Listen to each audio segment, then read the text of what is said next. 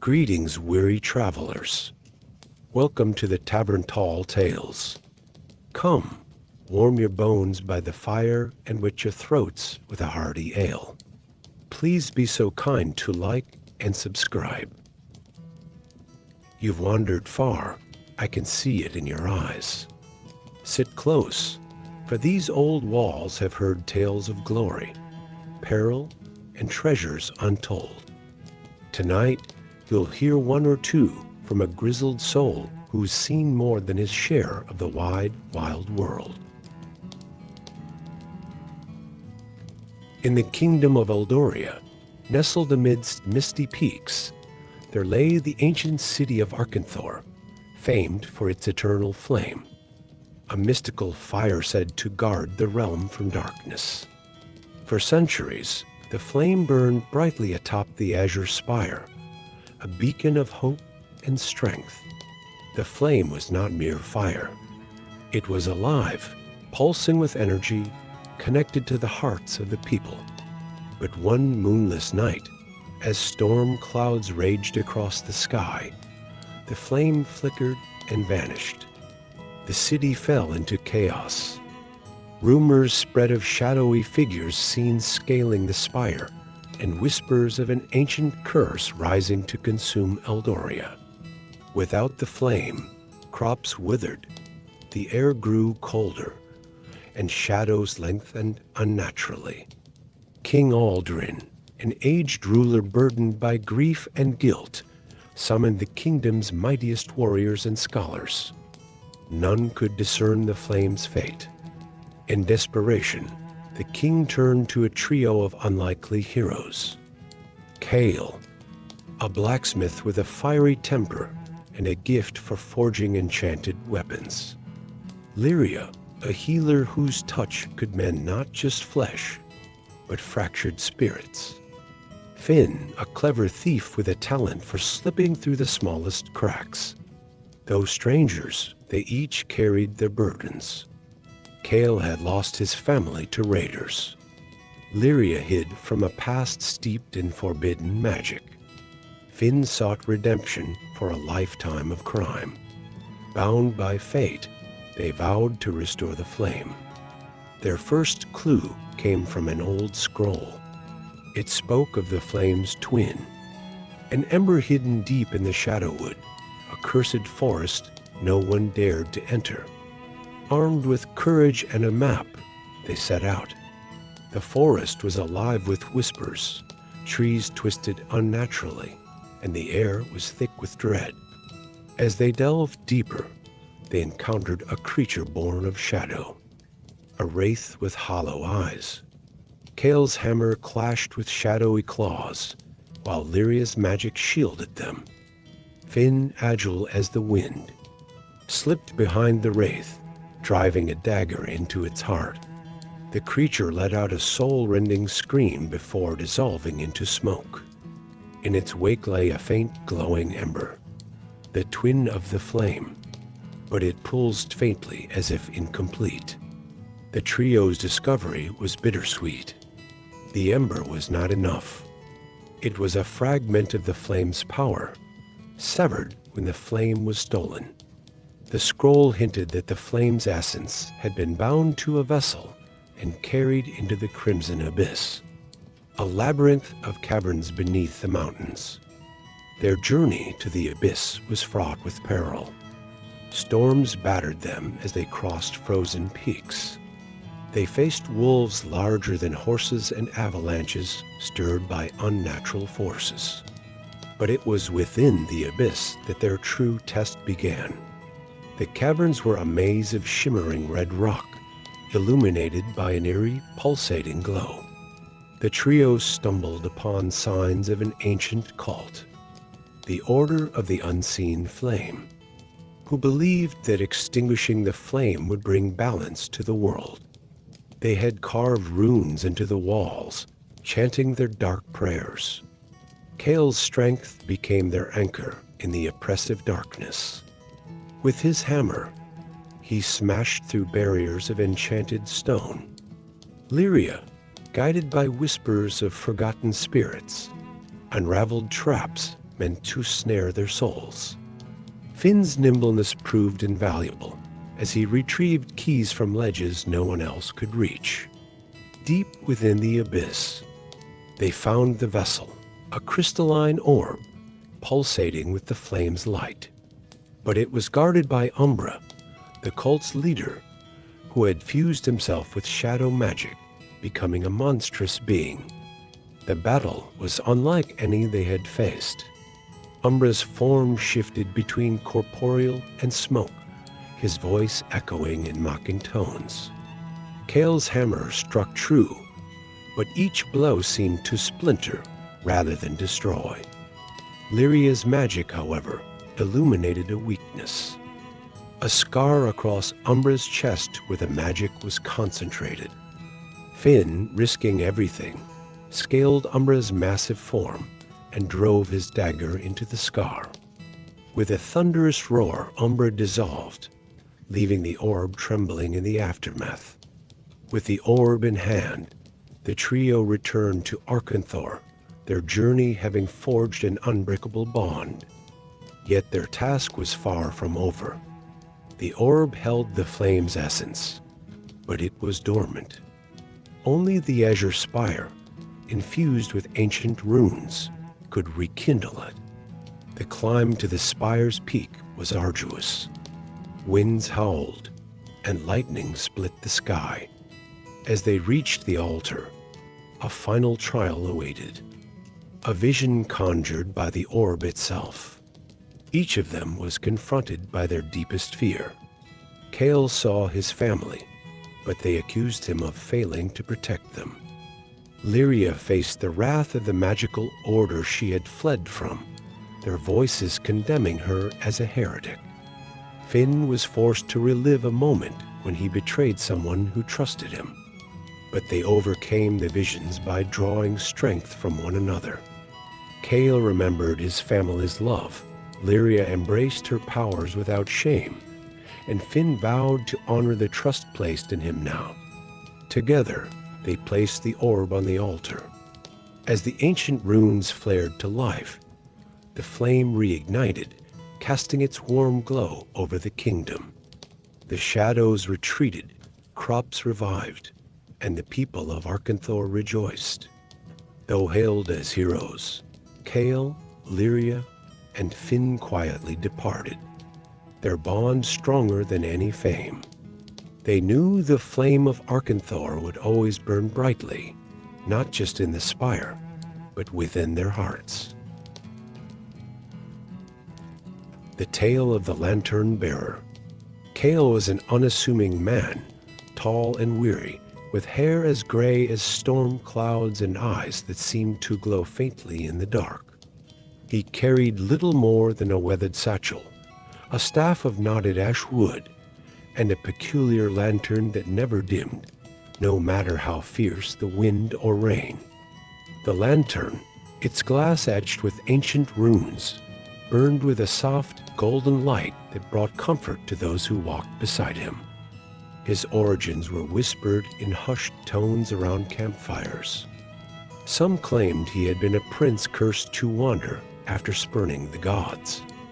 Others said he was a spirit himself, bound to the mortal world to guide the lost. Whatever the truth, Kale never spoke of his past. He simply walked, following trails few dared tread, always moving toward the places where despair lingered. One such place was the Wailing Fen, a vast, mist-shrouded swamp that swallowed entire villages with its shifting bogs and treacherous waters. The fen was said to be cursed, haunted by the spirits of those who had drowned within its murky depths.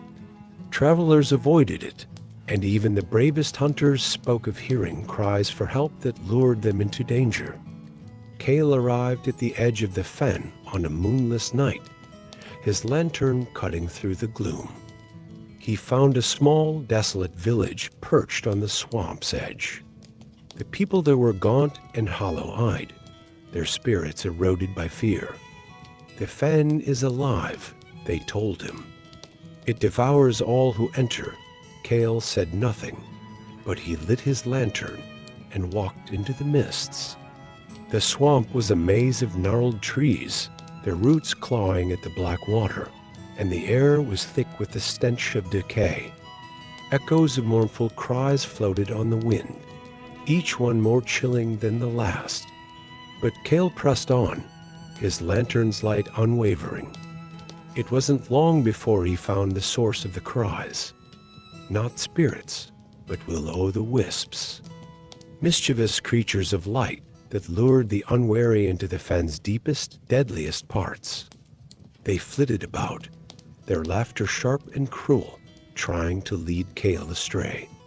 But Cale's lantern was no ordinary flame. It burned with the power of forgotten truths and hidden paths, and the wisps recoiled from its light.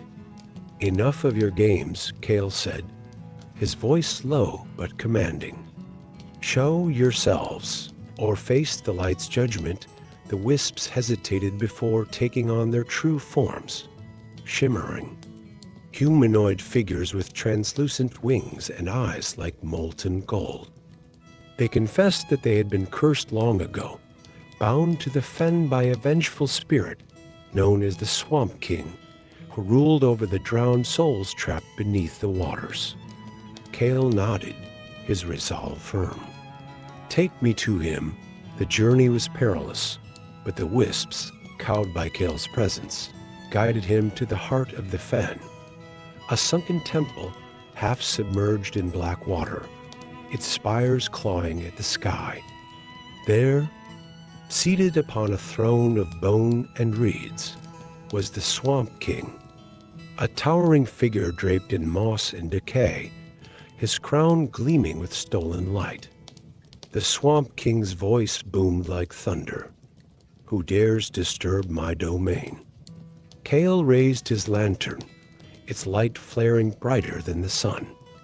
"I am the lantern bearer, and I come to break your chains and free this land from your grasp." The battle that followed was not one of swords or might, but of will. The Swamp King unleashed torrents of dark water and shadows, but Cale's lantern burned away the darkness, revealing the truth beneath the lies. The Swamp King was no god, but a cursed mortal who had bound himself to the fen in a desperate bid for immortality. With a final flare of golden light, Cale shattered the Swamp King's crown, breaking the curse. The temple crumbled, and the waters of the fen began to recede. The trapped souls rose from the depths, their cries turning to songs of gratitude as they ascended to the stars. When Cale returned to the village, the people wept with relief. The fen was no longer a place of death, but of renewal, its waters now clear and life-giving. Cale, as always, refused any reward. By dawn, he was gone, his lantern glowing softly as he walked toward his next journey. And so, the tale of Cale the lantern-bearer spread far and wide, a beacon of hope to those who feared the dark. Wherever there was despair, his light would one day shine.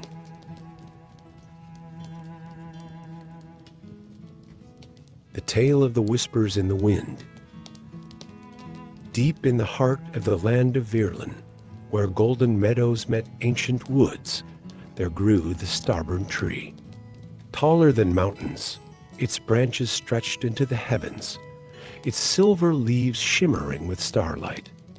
Legends whispered that the tree bore a single golden fruit every 1,000 years, granting unimaginable power to the one who claimed it. Many sought the fruit, but none returned. In a small village bordering the forest lived a Lyra, a young woman with a voice so enchanting that even birds paused to listen. Her songs carried the sorrow of the villagers, who struggled under the weight of a failing harvest and an unforgiving lord. One fateful night, as a Lyra sang under the moonlight, a soft voice drifted through the air. It wasn't human, yet it called her name. Startled, she followed the sound into the forest. The trees seemed alive, their branches parting to reveal a hidden path. At its end stood an ancient guardian, a glowing stag with antlers made of crystal. Its eyes, filled with wisdom, gazed into hers. "The stubborn tree is dying," it said. "The land withers with it. Only one pure of heart can sing the song of renewal and save both the tree and your people. Will you accept this burden?" Though fear tugged at her, Elira's heart swelled with resolve. "I will do whatever it takes to save my people," she replied. The stag bowed, and with a flash of light, it gifted her a pendant shaped like a star. "This will guide you. Beware the shadows that guard the tree, for they crave its power. The journey to the stubborn tree was treacherous." Elira braved storms that tore at her clothes, rivers that threatened to sweep her away, and a chilling darkness that grew thicker as she neared the tree. The pendant pulsed with warmth, guiding her steps through the labyrinth of twisted roots and shifting trails. But she was not alone.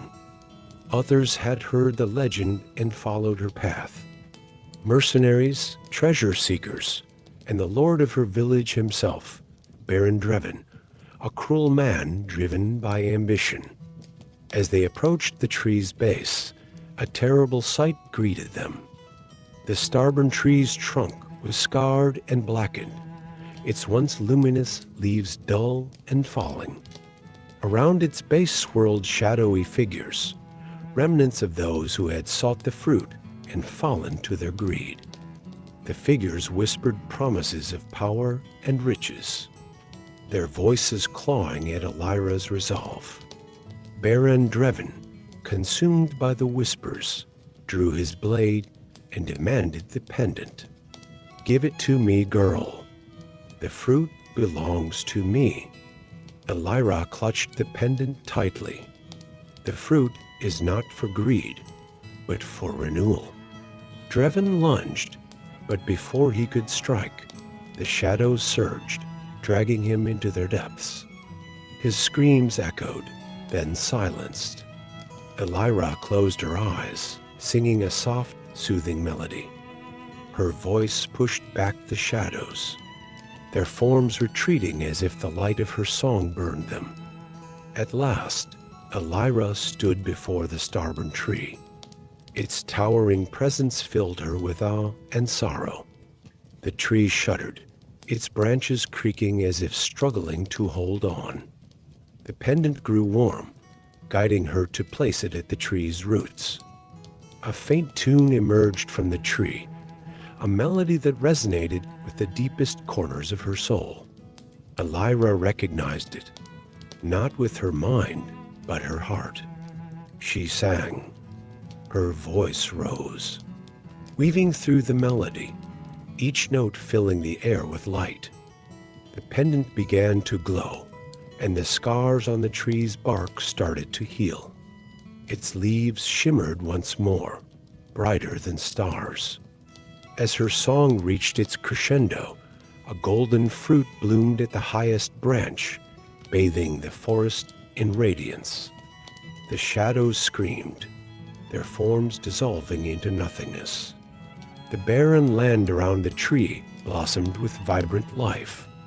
Flowers of every hue, rivers of crystal clear water, and fields of golden grain. When her song ended, the tree spoke. Its voice was like 1,000 wind chimes. "You have saved me, child of song. The fruit is yours, but I sense you will not keep it for yourself," Elira smiled. "My people need it more than I." The tree lowered its branch, offering the fruit. She carried it back to her village, where its touch revived the fields and healed the ailing. The villagers, free of Baron Dreven's tyranny, flourished once more. Elira's voice became legend, her song echoing in the hearts of all who lived in the shadow of the stubborn tree.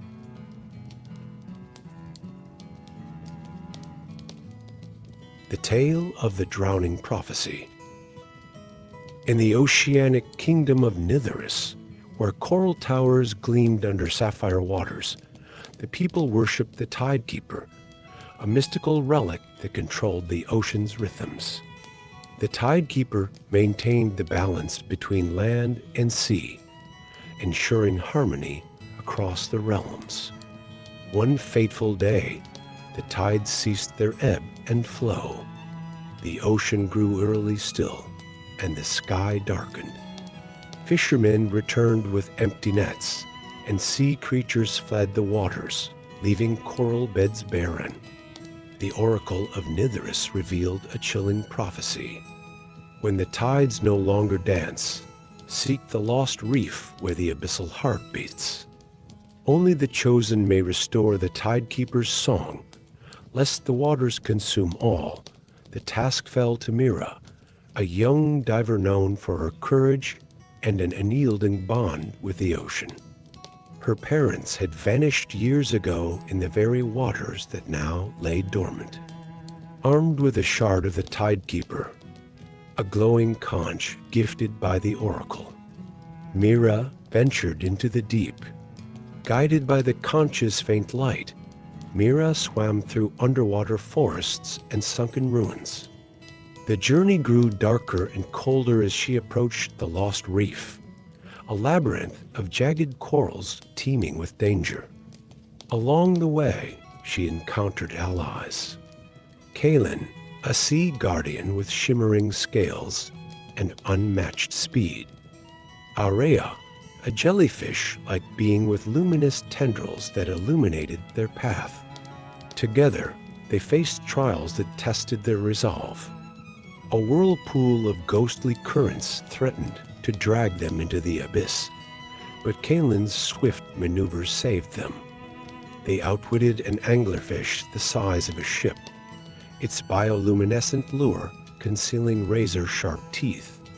At the heart of the reef, they discovered the abyssal heart, a pulsating obsidian orb suspended in a cage of coral. The conch's light revealed markings.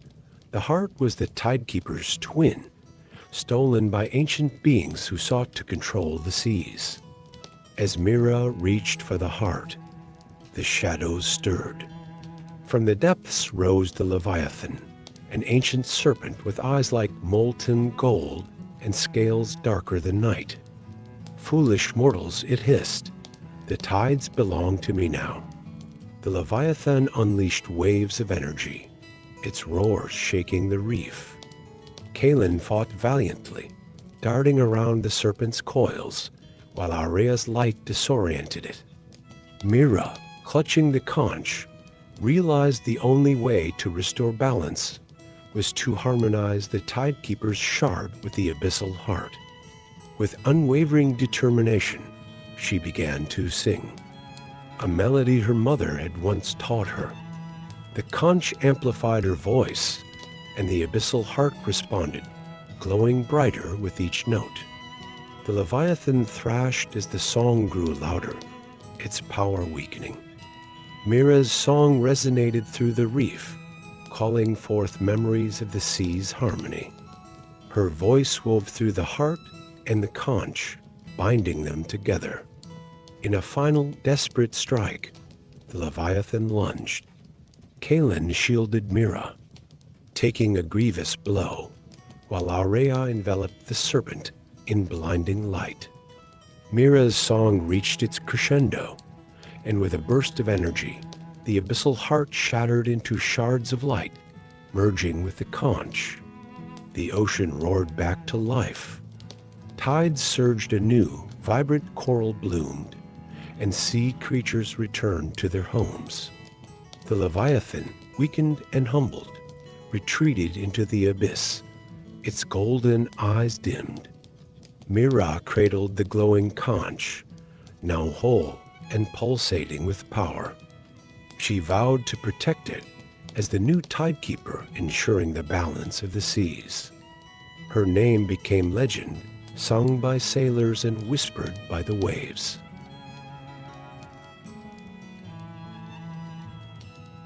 The Tale of the Silent Clock. In the bustling city of Arvindale, nestled amidst cobbled streets and towering spires, there was a workshop belonging to Erasmus Finch, a reclusive clockmaker. Erasmus was a genius, his clocks renowned for their flawless precision and intricate designs. But his greatest creation was the eternal clock, a magnificent structure in the city square that not only marked time, but also kept the fabric of reality in balance. One day, the eternal clock stopped. Its ticking ceased, and with it, time began to falter. Rivers flowed backward, shadows moved independently, and the sun hung frozen at the horizon. Chaos seeped into the world. Fearing the worst, the city council begged Erasmus to fix it. "It's not broken," he muttered, his eyes dark with unease. "It's waiting." For the right moment, the council was baffled. What moment?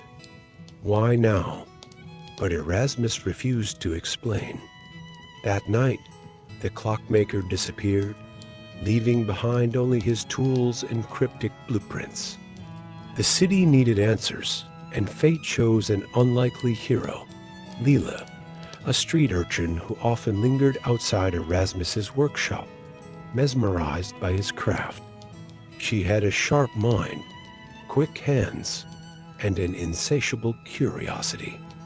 While scavenging the abandoned workshop, she stumbled upon a hidden compartment containing a strange silver key engraved with the words, "The Clockmaker's Paradox." The key pulsed with an energy that drew her to the eternal clock. As she approached, the clock's face shimmered, revealing a hidden passage into its mechanism. Inside was a labyrinth of whirring gears, glowing crystals, and streams of liquid light, an otherworldly realm where time itself was alive. Guided by the key, Leela navigated the labyrinth, evading traps and anomalies. Gears shifted unpredictably, creating platforms that appeared and vanished in the blink of an eye. Rivers of liquid time threatened to pull her into their depths, showing fleeting images of the past and future. At the labyrinth's center, she discovered a towering hourglass, its sand frozen mid-flow. Guarding it was a spectral figure cloaked in darkness, known as the Paradox Keeper. "You do not belong here, child," the Keeper intoned, its voice echoing like 1,000 ticking clocks. The eternal clock stopped because its creator defied the rules. To fix it is to face the truth he feared. Leela, though terrified, stood her ground. "If I don't fix it, my world will crumble. Tell me what I need to do." The Keeper gestured to the hourglass. "The answer lies in the stolen sands. Find the thief, and you may yet save time itself." With the Keeper's cryptic guidance, Leela traced the stolen sands to a hidden chamber within the labyrinth. There, she found Erasmus, older and frailer than she remembered, clutching a vial of shimmering sand. "Why?" she asked, her voice breaking. "Why would you do this?" Erasmus looked at her with sorrowful eyes. "I built the eternal clock to maintain order, but its balance comes at a price. Every tick steals a fragment of life from those who live within its reach. I couldn't bear to continue the cycle, so I stopped it." Leela's heart sank. The city's prosperity, its vibrance, all paid for with the unnoticed moments of its people. But now, Erasmus continued, the paradox is tearing reality apart. "I didn't mean for this to happen. You must decide. Restart the clock and restore balance. Or destroy it and let chaos rewrite the world." The choice was hers. Leela's mind raced. To restart the clock was to condemn countless lives to subtle theft, but to destroy it risked plunging the world into uncharted chaos. In the end, she chose balance. Using the silver key, she unlocked the hourglass, letting the stolen sands flow back into the eternal clock. The labyrinth trembled, and the mechanism roared to life. The paradox keeper faded with a soft whisper, and time resumed its steady march. Erasmus, free of his burden, smiled faintly. "You've done what I could not." "Thank you." With that, he dissolved into the streams of liquid time, becoming one with his creation. Leela returned to Arvindale a hero, though she kept the truth of the eternal clock to herself. As its hands moved once more, life regained its rhythm, and the people, blissfully unaware, went on with their days. But Leela, now the unofficial keeper of time's greatest secret, often gazed at the clock and wondered, had she truly made the right choice? In the heart of a bustling city, nestled between shadowy alleyways and cobblestone streets, there stood an unassuming little shop. Above its door, a faded wooden sign read, "Timeless Tinker." Inside, the shop was a symphony of quiet ticking and soft chimes, where countless clocks of all shapes and sizes adorned the walls, shelves, and even the ceiling. The shop's owner, Emil, was an aging clockmaker with nimble fingers and a mind attuned to the delicate dance of gears and springs. He had spent decades perfecting his craft, creating clocks that not only kept time, but seemed to breathe life into it. But Emil's most treasured creation was not for sale. Hidden in the back of the shop was a grand, golden clock encased in crystal, its pendulum glowing faintly with an otherworldly light. The celestial clock, as Emil called it, was said to possess a unique power. It could turn back time, but only by 1 minute.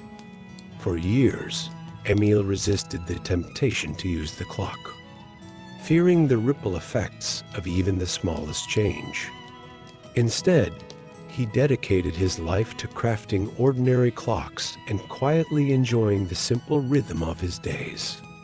But one fateful evening, just as Emil was closing the shop, a young woman burst through the door, her face pale and tear-streaked. "Please," she gasped, clutching a small pocket watch that was cracked and lifeless. "I need your help. My brother, he's in danger." And I was too late to stop it. Emil listened as she explained how her brother had taken a dangerous path, meeting with dubious characters in the city's underbelly. She had tried to intervene, but by the time she arrived, the meeting had turned violent. She had fled with only a broken watch and a heavy heart. Moved by her desperation, Emil led her to the back of the shop. The celestial clock stood there, its golden light casting a warm glow across the dim room. "This clock can turn back time," Emil explained, "but only by 1 minute. It's not much, but perhaps it will give you the chance you need." The woman's eyes widened, hope flickering like a fragile candle. "1 minute is enough," she said with quiet determination. Emil wound the clock carefully, and as its pendulum began to swing, the shop seemed to blur and ripple. Time itself folded backward, depositing the woman exactly 60 seconds before the fateful moment. This time, she arrived just in time to pull her brother away, her voice trembling but firm, as she begged him to leave with her. The confrontation never escalated, and they escaped into the night, unharmed. The next morning, as Emil opened his shop, the woman returned, her face alight with gratitude. "You saved him," she said, handing him the broken watch as a token of thanks. Emil smiled but said nothing, watching as she disappeared into the busy street. He placed the broken watch on a shelf beside the celestial clock, a quiet reminder of the power of a single minute, and the courage it took to change a life. And so, the clockmaker continued his quiet work, knowing that his gift had made a difference in a world where even the smallest moments mattered. The Tale of the Ember Heart. Ah, gather around, my friends, and let me tell you a tale from my younger days, back when my sword sang through the air and my boots were caked with the dust of distant lands. Let me take you to the time I crossed paths with a creature of legend. A phoenix, no less. It began in the scorched lands of Valemore, a place where the sun beat down like a hammer and the air shimmered with heat. I was there chasing a rumor, as I often was in those days. A story of a rare gem called the Ember Heart, said to burn with an eternal flame. The locals claimed it was guarded by the phoenix of Emberpeak, a mythical bird that rose from its own ashes. Most dismissed it as a tale to scare off treasure seekers, but I had a knack for finding the truth in legends. After weeks of searching, I found myself scaling the jagged cliffs of Emberpeak. The climb was treacherous, the rocks hot enough to burn through my gloves, but I pressed on. By dusk, I reached the summit, a crater glowing faintly with embers, as if the mountain itself still remembered the fire that birthed it. At the heart of the crater stood an altar of blackened stone, and upon it lay the Ember Heart, pulsing softly like a heartbeat. As I approached, the air grew heavy with heat, and a cry like thunder split the sky. The phoenix appeared, its feathers aflame and its eyes burning with ancient wisdom. It was a sight to behold, a living inferno that moved with the grace of a dancer. The creature didn't attack, nor did it flee. Instead, it landed before me, staring with an intensity that seemed to pierce my very soul. I realized then that the stories had it all wrong. The Ember Heart wasn't just a treasure. It was the phoenix's heart, its essence, bound to the creature's immortality. I knew what I had to do. As much as the Ember Heart would have made me rich beyond measure, I wasn't about to rob this majestic being of its life. So I lowered my sword and knelt. Showing the phoenix I meant no harm. For a moment, it simply watched me, the flames of its wings crackling in the silence. Then, as if understanding my choice, it let out a soft, melodic cry. The Ember Heart lifted from the altar, floating toward me. Not to be taken, but to give its blessing. When I reached out, the gem dissolved into embers that danced around me, searing but not painful. The phoenix took flight, its wings trailing fire across the night sky, and I felt lighter, as if a part of its strength had been gifted to me. To this day, I carry a mark from that encounter, a faint ember-like glow on my palm. And every so often, when the fire in my hearth flickers just right, I swear I can hear the phoenix's cry, reminding me of the bond we forged that day. So, friends, let me raise a mug to the phoenix. Not a beast to be conquered, but a spirit to be respected. And may we all find the wisdom to know the difference. Now then, who's buying the next round? The Tale of the Keeper's Lantern. Once upon a time, in a remote corner of the world where the ocean kissed the sky in an endless embrace, there stood an ancient lighthouse atop a jagged cliff. The lighthouse, with its spiraling staircase and weathered stone walls, had guided countless sailors through stormy nights and treacherous waters. Its keeper was an elderly man named Marlowe, whose presence was as steady as the beam of light that swept across the waves each evening. Marlowe had lived in the lighthouse for so many years that he could no longer recall the sound of city streets or the warmth of bustling taverns. His only companions were the seagulls that cried out in the wind and the gentle hum of the ocean below. Every evening, as the sun dipped below the horizon, Marlowe would climb the winding staircase to the top of the lighthouse, carrying a small golden lantern. It was said this lantern was enchanted, gifted by the sea itself. Its glow was unlike any other. Soft, silvery light that seemed to soothe the waves and calm the storms. The villagers often whispered about the lantern's origin. Some claimed it was forged by merfolk in the deepest trenches of the ocean. Others believed it contained a fragment of the moon, stolen by a daring sailor long ago. Marlowe, however, never spoke of its secrets. He only knew that as long as the lantern burned, the lighthouse would guide lost souls safely home.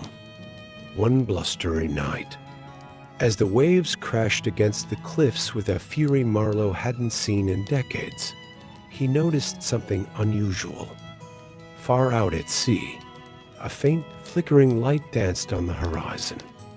It wasn't a ship's lantern or the glint of stars on the waves. It was something alive. Curiosity stirred in Marlowe's heart, and for the first time in many years, he left the safety of the lighthouse. Lantern in hand, he descended the steep path down to the rocky shore. The wind howled around him, but the golden glow of the lantern kept him steady.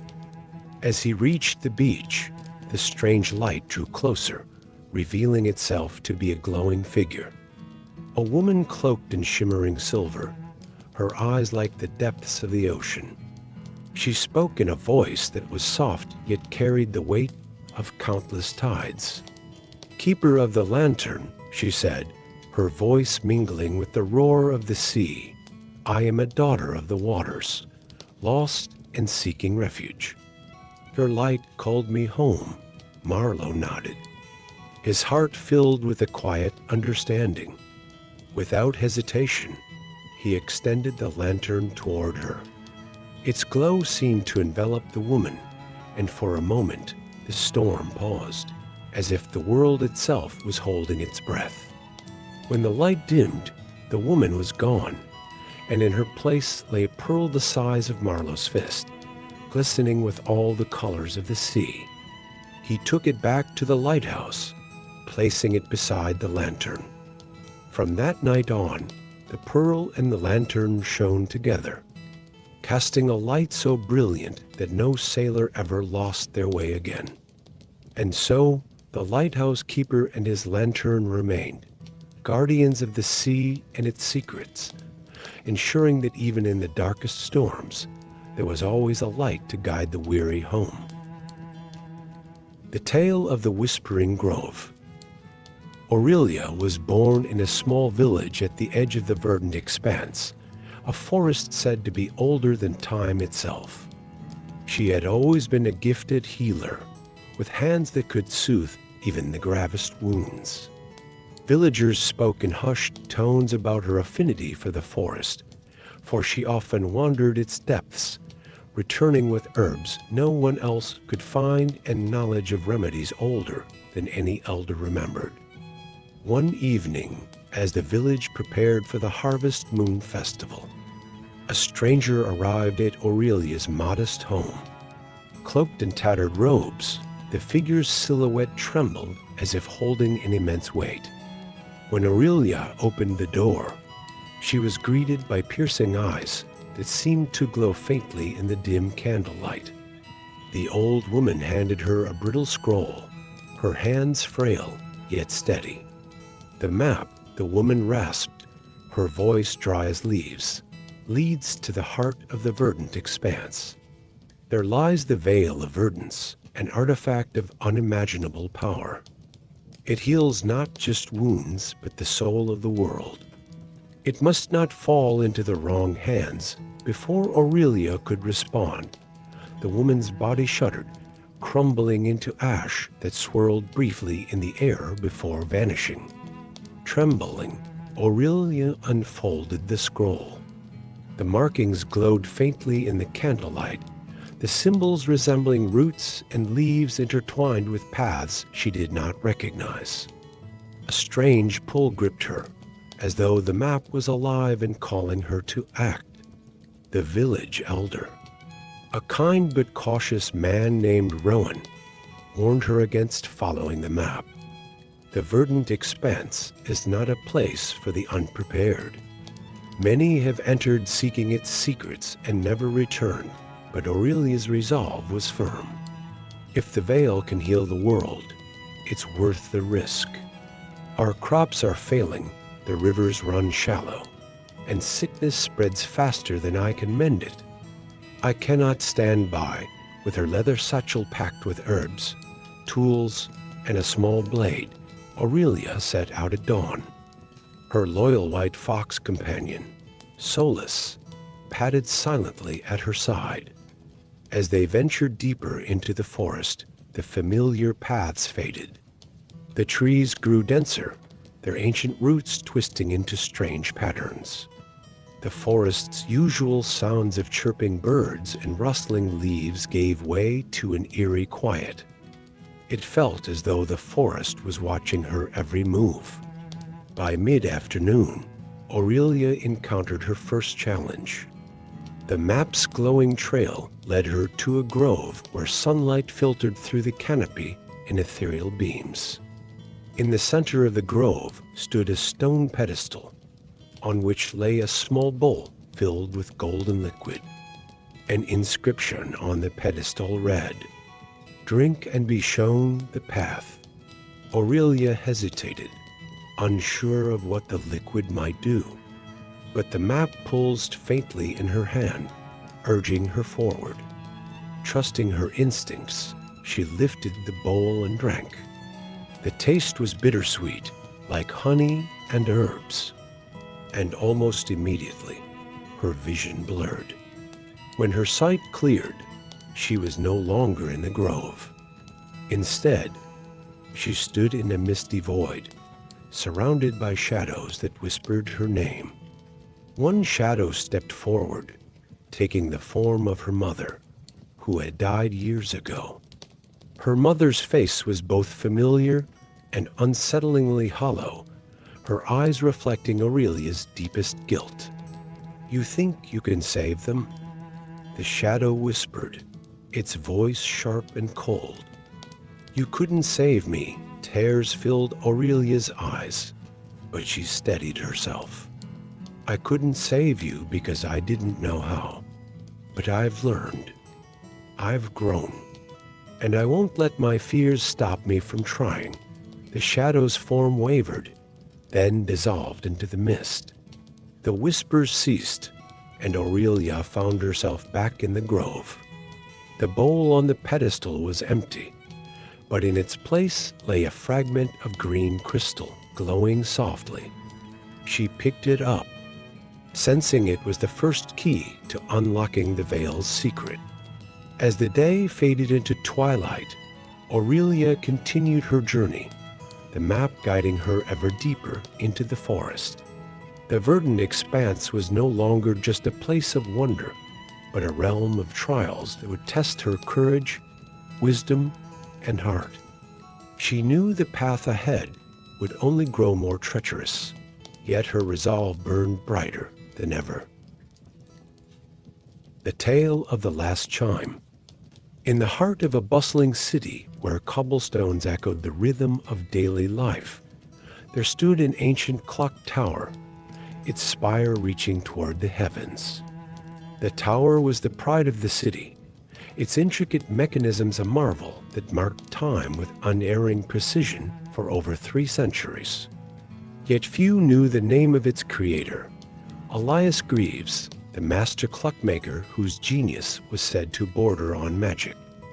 Elias had vanished mysteriously decades ago, leaving behind only whispers of a hidden workshop and a final, unfinished clock known as the Eternal Timepiece, the tower's caretaker, a young woman named Cora often wondered about the man behind the legend.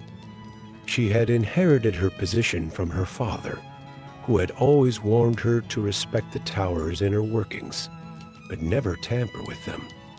One evening, as Cora wound the tower's great clock for its nightly chime, she noticed something unusual. Beneath the brass paneling, a faint glow pulsed, accompanied by a rhythmic ticking unlike any she had heard before. Curiosity overtook caution, and she pried open the panel to reveal a hidden compartment. Inside was a small, ornate key etched with celestial patterns. As she held the key, the tower's clock hands stopped abruptly, and a voice echoed through the chamber. The eternal timepiece must not remain unfinished. Before Cora could react, the floor beneath her shifted, revealing a spiral staircase leading down into darkness. Cora descended the stairs, her lantern casting flickering shadows against the stone walls. The air grew cooler, and the ticking sound grew louder, more insistent. At the bottom of the staircase, she found herself in a cavernous room illuminated by the soft glow of hundreds of clock faces. Gears and pendulums of all sizes adorned the walls, and at the center stood a massive, incomplete clock mechanism unlike anything she had ever seen. On a nearby workbench lay blueprints marked with Elias Greaves' signature. The designs showed a clock that did not merely mark time but controlled it, a device capable of bending the fabric of reality itself. Beneath the blueprints was a journal, its pages filled with Elias notes. I sought to create harmony. One entry read, to grant humanity mastery over time. But such power must be wielded with wisdom, or it shall unravel the very world. As Cora studied the blueprints, the glow from the key in her hand intensified. The journal mentioned a final component, a crystalline heart called the Chronos Shard, that would complete the eternal timepiece. According to the notes, the shard was hidden in the Hall of Echoes, a mythical place said to exist between moments, accessible only to those willing to risk losing their own place in time. Determined to uncover the truth and restore the tower's clock, Cora took the key and placed it into the eternal timepiece's mechanism. The world around her blurred, and she felt herself pulled into a void of swirling light and shadow. Cora emerged in a surreal landscape where time seemed to fold upon itself. Fragments of past, present, and future floated like shards of glass, each reflecting a different scene.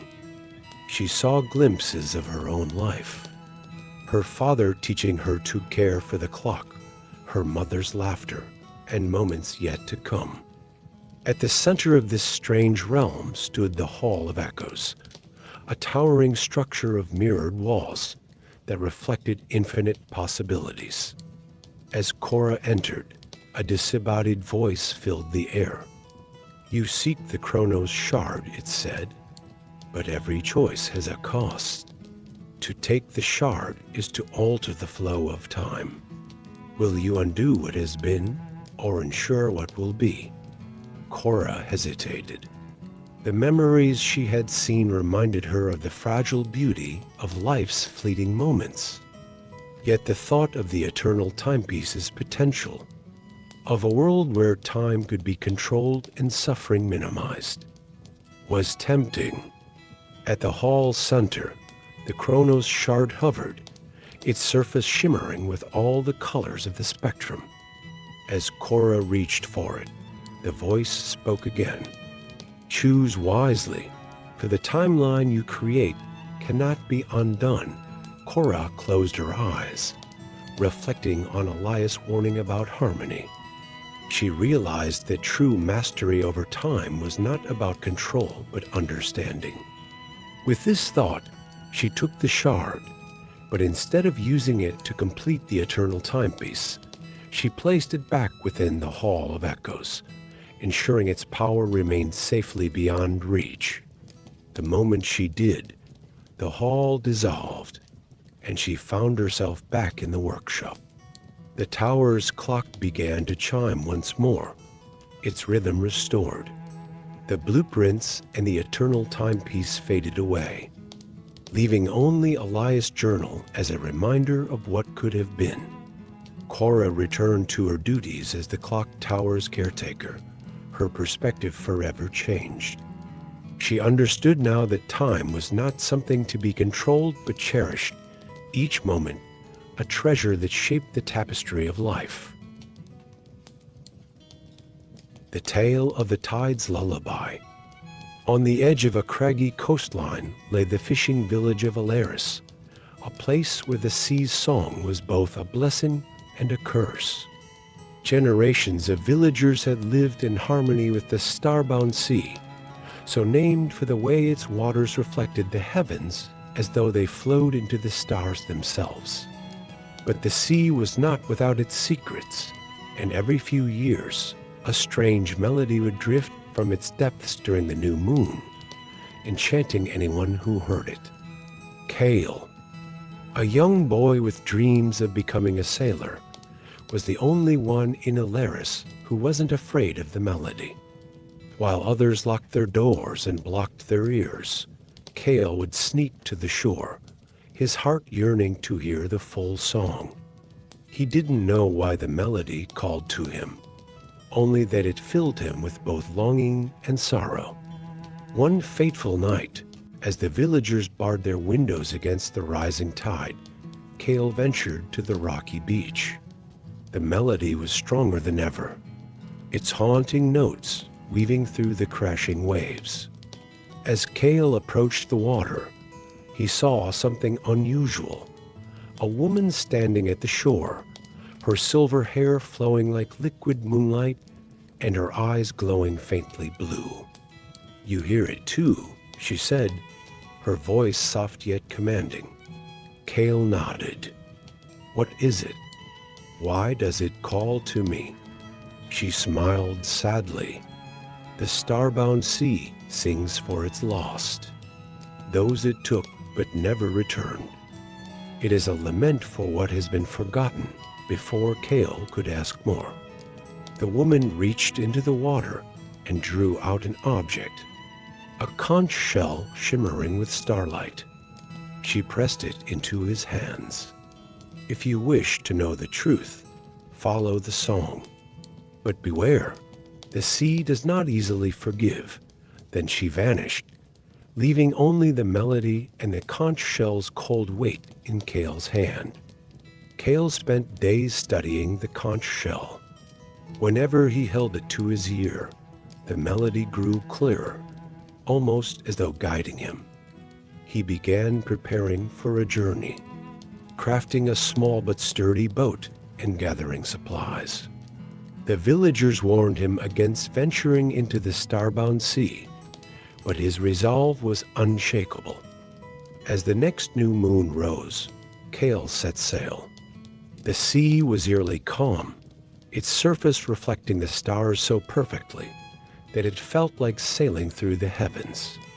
The melody grew louder, leading Kale further from the shore until the village lights disappeared behind him.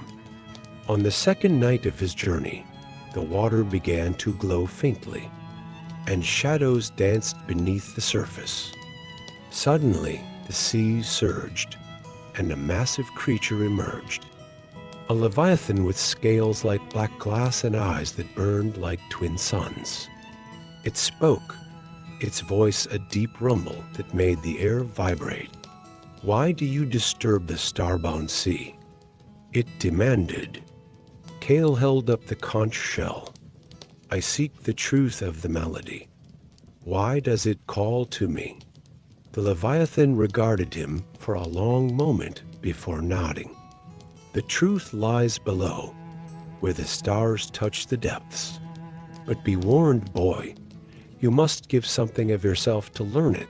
Before Kale could ask what that meant, the Leviathan dove, creating a whirlpool that pulled his boat into the depths. Cale awoke in a strange underwater world, where the sea glowed with starlight and ancient ruins lay scattered across the ocean floor. Strange creatures swam past him, and the air felt thick, as though the sea itself was alive. The conch shell's glow led him toward a grand temple carved from coral and stone. Inside, he found a massive chamber where the melody resonated like a heartbeat.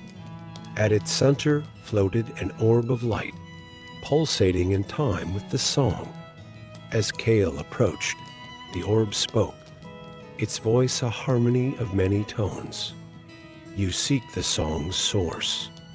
It is the grief of the starbound sea, mourning those lost to greed and war. Your people once plundered these waters, breaking the harmony between sea and stars. Cale felt a pang of guilt. He had heard stories of his ancestors hunting leviathans and tearing treasures from the sea. Can the harmony be restored?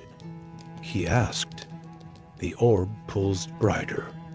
Perhaps, but it requires a sacrifice. The orb explained that restoring the balance would mean binding Cale to the starbound sea forever. He would become its keeper, guiding its melodies and protecting its secrets. In return, the sea would heal, and its song would no longer bring sorrow. Cale hesitated, thinking of his dreams of becoming a sailor, of seeing distant lands and returning home with tales of adventure. But he also thought of the woman on the shore, of the Leviathan, and of the melody that had haunted him since childhood.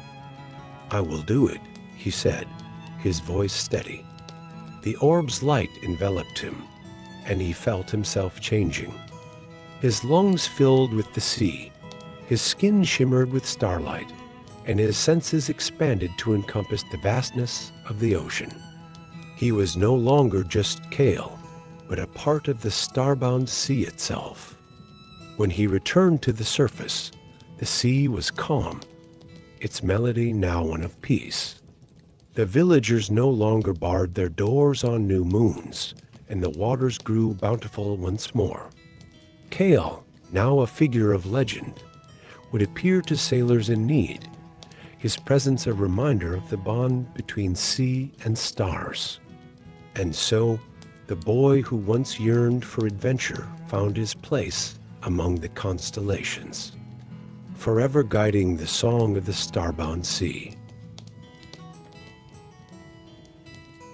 The fire at the windmill is a tale whispered across generations, and tonight, my friends, you shall hear it from me.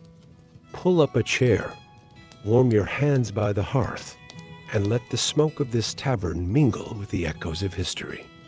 Once, on a lonely hill overlooking a bustling village, stood a grand windmill, its sails turning tirelessly under sun and moon. It was more than a mill. It was the village's heart, grinding their grain and guarding their livelihoods.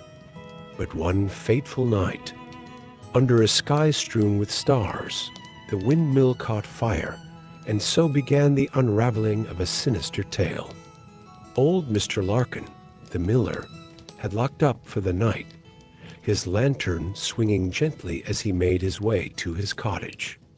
The air was still, the kind of stillness that pricks the back of your neck, foretelling disaster. When the fire began, it was a small, flickering thing, easily mistaken for the glow of a wayward lantern. But soon, it roared into a monstrous inferno, its flames reaching hungrily for the heavens. The village bell clanged wildly, summoning the villagers from their beds. They formed lines to pass water from the river, their faces streaked with soot and fear.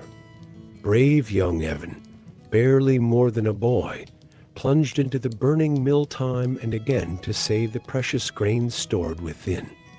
When the windmill's sails groaned and toppled with a crash that echoed for miles, it seemed all hope was lost. But the grain was saved, and the villagers, though shaken, resolved to rebuild. Yet, even amidst the ash, questions lingered. What had caused the fire? Could it truly have been an accident? The very next morning, a rider appeared on the horizon, his armor gleaming in the sun. Sir Leon, the king's investigator, had arrived. He was a man of sharp eyes and sharper wit, known far and wide for uncovering truths others wished to keep hidden. Sir Leon wasted no time. He combed the ruins of the windmill and questioned every villager who had seen the flames. His first discovery was a broken flask near the windmill's base, its faint smell of oil betraying its purpose. This was no accident. The fire had been set deliberately. The villagers were shocked. Who among them could do such a thing? Suspicion quickly fell upon Roderick, a bitter man who had long resented Mr. Larkin. Years ago, Roderick had vied for the position of miller, only to be rejected by the council. Since then, he had nursed his grievances, his bitterness festering like an open wound. Sir Leon searched Roderick's home and found damning evidence: a barrel of oil and boots that matched the footprints near the mill. Roderick protested, of course, but young Evan stepped forward. He had seen a cloaked figure near the mill that night, limping, just as Roderick did. Cornered, Roderick confessed, claiming he had acted out of spite.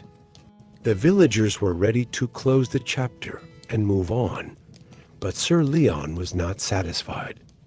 Something about Roderick's confession seemed too simple. Why would a man like Roderick, impulsive and clumsy, set a fire so precise it brought the entire structure down? The investigator's instincts told him there was more to the story. His suspicions deepened when he examined the oil flask again. It bore the crest of a merchant guild from Thaldris, a city far beyond Roderick's reach. Sir Leon's inquiries revealed whispers of a stranger who had passed through the village days before the fire. This man, with his fine clothes and a serpent-shaped clasp on his cloak, had asked peculiar questions about the windmill and its stores. Following this lead, Sir Leon traced the stranger to a nearby town. The man was Calder, a wandering alchemist and mercenary known for solving problems with fire and shadow. Calder was no ordinary arsonist. He was a man hired to do the bidding of those too powerful to dirty their own hands. Sir Leon dug deeper, and a chilling truth began to emerge. The windmill fire was no mere act of spite, but part of a larger scheme orchestrated by none other than Baron Eric of Stonehaven. The Baron coveted the hill on which the windmill stood, envisioning it as the site of a trade depot to expand his wealth and influence. When the villagers refused to sell, he decided to force their hand. Through Calder, Baron Eric ensured the windmill's destruction, using Roderick as an unwitting scapegoat. It was a plan so cruel and cunning it might have succeeded, if not for Sir Leon. The investigator's confrontation with Calder was swift and decisive. Posing as a traveler, Sir Leon spread word that the villagers were considering selling the land. Calder, lured by the prospect of concluding his business, reappeared to meet with a messenger from Stonehaven. Sir Leon and his men ambushed them, extracting confessions that laid bare the Baron's treachery. Baron Eric, once a towering figure of wealth and power, found himself dragged before the king's court. His lands were seized, his reputation destroyed. Calder's fate was no kinder, for even a serpent's cunning is no match for the blade of justice. As for the village, they rebuilt their windmill, stronger and taller than before. The tale of its fiery destruction became a story not of despair, but of resilience and unity. And Sir Leon? He rode away, his figure silhouetted against the rising sun. A man who had once again proven that truth and justice could prevail, even against the most devious of schemes. So, my friends, when you next see a windmill standing proud against the sky, remember the fire that tried to bring one down, and the people who rose to meet the challenge. The Mystery of the Silent Bell. In the quiet town of Braylock, nestled in the shadow of the Mistfall Mountains, there stood a bell tower, famed across the kingdom for its magnificent chime. Crafted centuries ago, the bell was said to ring on its own during moments of great peril, warning the townsfolk of impending danger. But for the past month, it had remained silent, even as livestock vanished, homes were raided, and whispers of shadowy figures prowling the streets at night began to spread. Desperate and afraid, the townsfolk sought the help of Sir Leon, renowned not only for his swordsmanship, but for his unerring ability to unravel mysteries that left others baffled. He arrived on a crisp autumn morning, his cloak dusted with the golden leaves of the season, and his keen gray eyes scanning the anxious faces of the townsfolk who gathered to greet him. After listening intently to their tales, Sir Leon climbed the creaking stairs of the bell tower. At the top, he found the great bronze bell, its surface tarnished but still imposing. He ran his fingers over the intricate carvings etched into its surface, runes of protection and warning. But something was amiss. The runes, he realized, had been partially scratched away. That was no accident, he murmured. From the tower, Sir Leon observed the town below. The streets were orderly, the homes sturdy, yet he noted subtle signs of unease. Windows shuttered even during the day, and children playing close to their parents. But what caught his eye was the woods bordering the town, where a thin wisp of smoke curled into the air. As twilight fell, Sir Leon ventured into the woods, his sword resting lightly in his hand. Harsh whispers reached his ears, and through the trees, he saw a group of cloaked figures gathered around a fire. At their feet lay a stolen bell clapper, the very heart of Braylock's warning system. The group was chanting in a guttural language, their words twisting the air into an oppressive weight.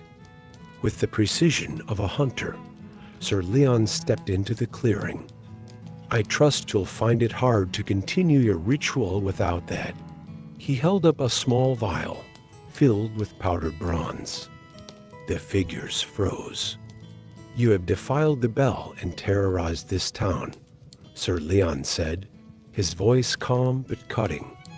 "For what purpose?" The leader stepped forward, his face hidden in shadow. "The bell is a relic of power, Knight. We sought to silence it and claim its magic for our own. And now, so shall we claim you."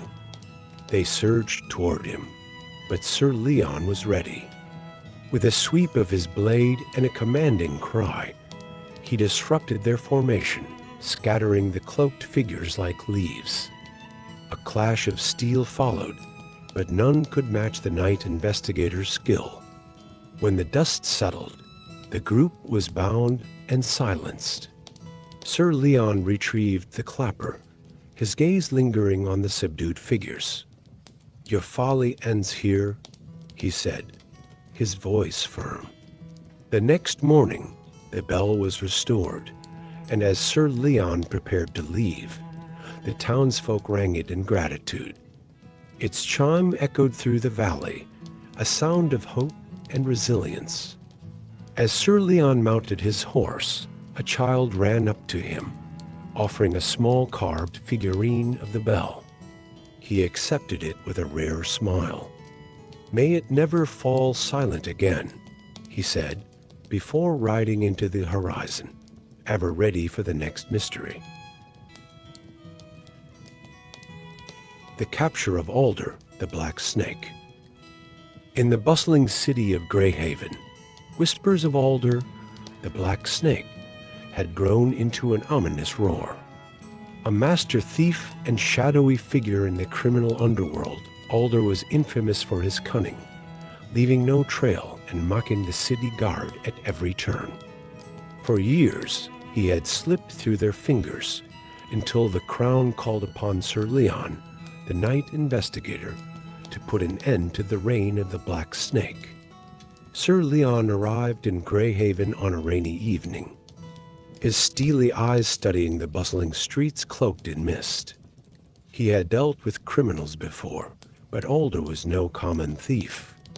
The man was as much a legend as a menace, known for his unparalleled skill in evasion and a mind sharp as any blade. Where would you hide, Alder, if you believed yourself untouchable? Sir Leon mused as he walked through the marketplace. The city buzzed with activity, yet an undercurrent of unease lingered. Merchants spoke in hushed tones, and even the beggars avoided eye contact. Leon began his investigation by studying Alder's past heists. The Black Snake had stolen from nobles, merchants, and even the city treasury itself, but Leon noticed a pattern. The thefts weren't random. Each target had, at some point, wronged the city's poor or vulnerable. Alder wasn't just a thief. He was a vigilante of sorts, the one who cared little for the law. Late one night, Leon followed the thread of his deductions to the docks. The labyrinthine warehouses that were perfect for someone like Alder, a place where shadows ruled and secrets thrived. Quietly, Leon infiltrated the area, his footsteps muffled by the rain-slicked cobblestones. As he approached a dimly lit warehouse, he heard the faint murmur of voices. Inside, a group of smugglers was loading crates onto a ship. Among them stood a figure clad in black, his face obscured but his movements precise. It was Alder. Leon stepped forward, his voice carrying authority even in a whisper. Alder, the Black Snake. Your games end tonight. The smugglers froze, their hands drifting to weapons, but Alder only chuckled, a low serpentine sound. Sir Leon, the Crown's hound. I was wondering when they'd send you. Alder signaled his men, and chaos erupted. The smugglers charged, but Leon was ready. His blade moved like lightning, each strike calculated to disarm rather than kill. He ducked and weaved through the fray, his focus never leaving Alder, who watched with an almost amused expression. When the last smuggler fell, groaning but alive, Alder stepped forward, drawing twin daggers that gleamed like fangs. Impressive, knight, but you'll find I'm not so easily subdued. Their duel was a dance of skill and strategy, Alder's agility matched by Leon's precision. The Black Snake was fast, striking with the speed of a viper, but Leon's calm and steady defense wore him down. Finally, with a calculated feint, Leon disarmed Alder, sending his daggers skittering across the floor. You fight well, Alder admitted, breathing heavily. But tell me, knight, have you considered why I do what I do? Do you think those I steal from are innocent? Leon held his sword steady, his gaze unwavering. The law exists for justice, Alder. If you've been wronged, there are paths to right those wrongs that don't involve plunging the city into chaos. Alder laughed bitterly. Justice? The law serves those who pay it. You of all people should know that. Leon hesitated, the weight of Alder's words hanging in the air. But his duty was clear. You will have your chance to speak. But first, you will answer for your crimes. Bound and defeated, Alder was handed over to the city guard. Yet even as they led him away, he turned to Leon and said, "You've caught me, knight. But ask yourself this: are you serving justice, or just the powerful?" The words stayed with Leon as he watched Alder disappear into the city's prison. The night investigator had won the battle, but the questions Alder raised lingered like shadows in the corners of Greyhaven.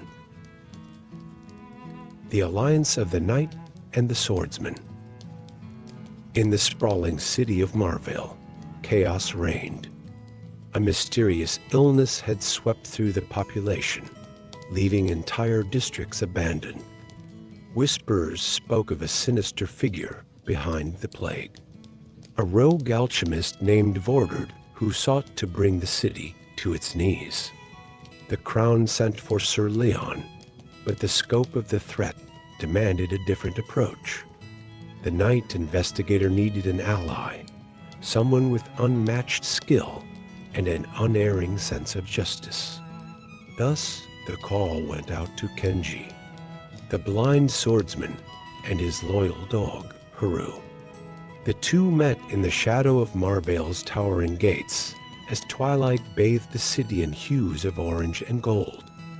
Sir Leon, in his gleaming armor, was every bit the picture of a noble knight, while Kenji, clad in simple but well-worn garments, exuded an air of quiet power. Haru, the faithful Akita, stood between them, his keen eyes watching Leon intently. "Kenji," Leon began, offering a respectful nod. "Marvale needs more than a sword. It needs someone who can sense the unseen, someone unafraid to face shadows. And you believe I am that man?" Kenji replied, his voice calm but tinged with curiosity. "I believe together we can accomplish what neither of us could alone."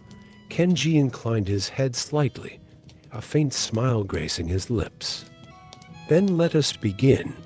The investigation led the unlikely trio deep into Marvale's heart, where the air was thick with the stench of sickness. Haru guided Kenji through the winding streets, his paws padding softly on cobblestones slick with dew. Sir Leon's sharp eyes scanned for signs of danger as they pieced together the alchemist's trail. It was Haru who found the first clue, a discarded vial with traces of a dark, viscous liquid. Kenji knelt beside it, his fingers brushing the cobblestones. "The air here feels heavier," he murmured. "Whatever was in this vial, it lingers." Leon sniffed the air and frowned. "A potent poison." Vordred's work. They followed the trail to an abandoned apothecary where shelves of dust-covered jars lined the walls.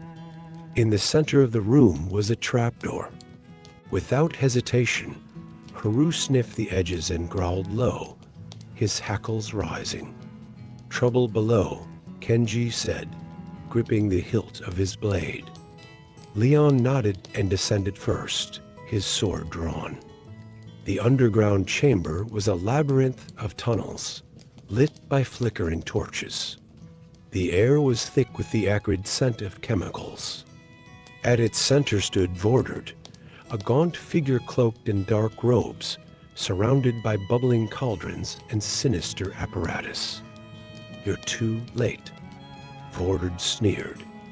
"The plague will spread beyond Marvale. The age of kings and knights is over."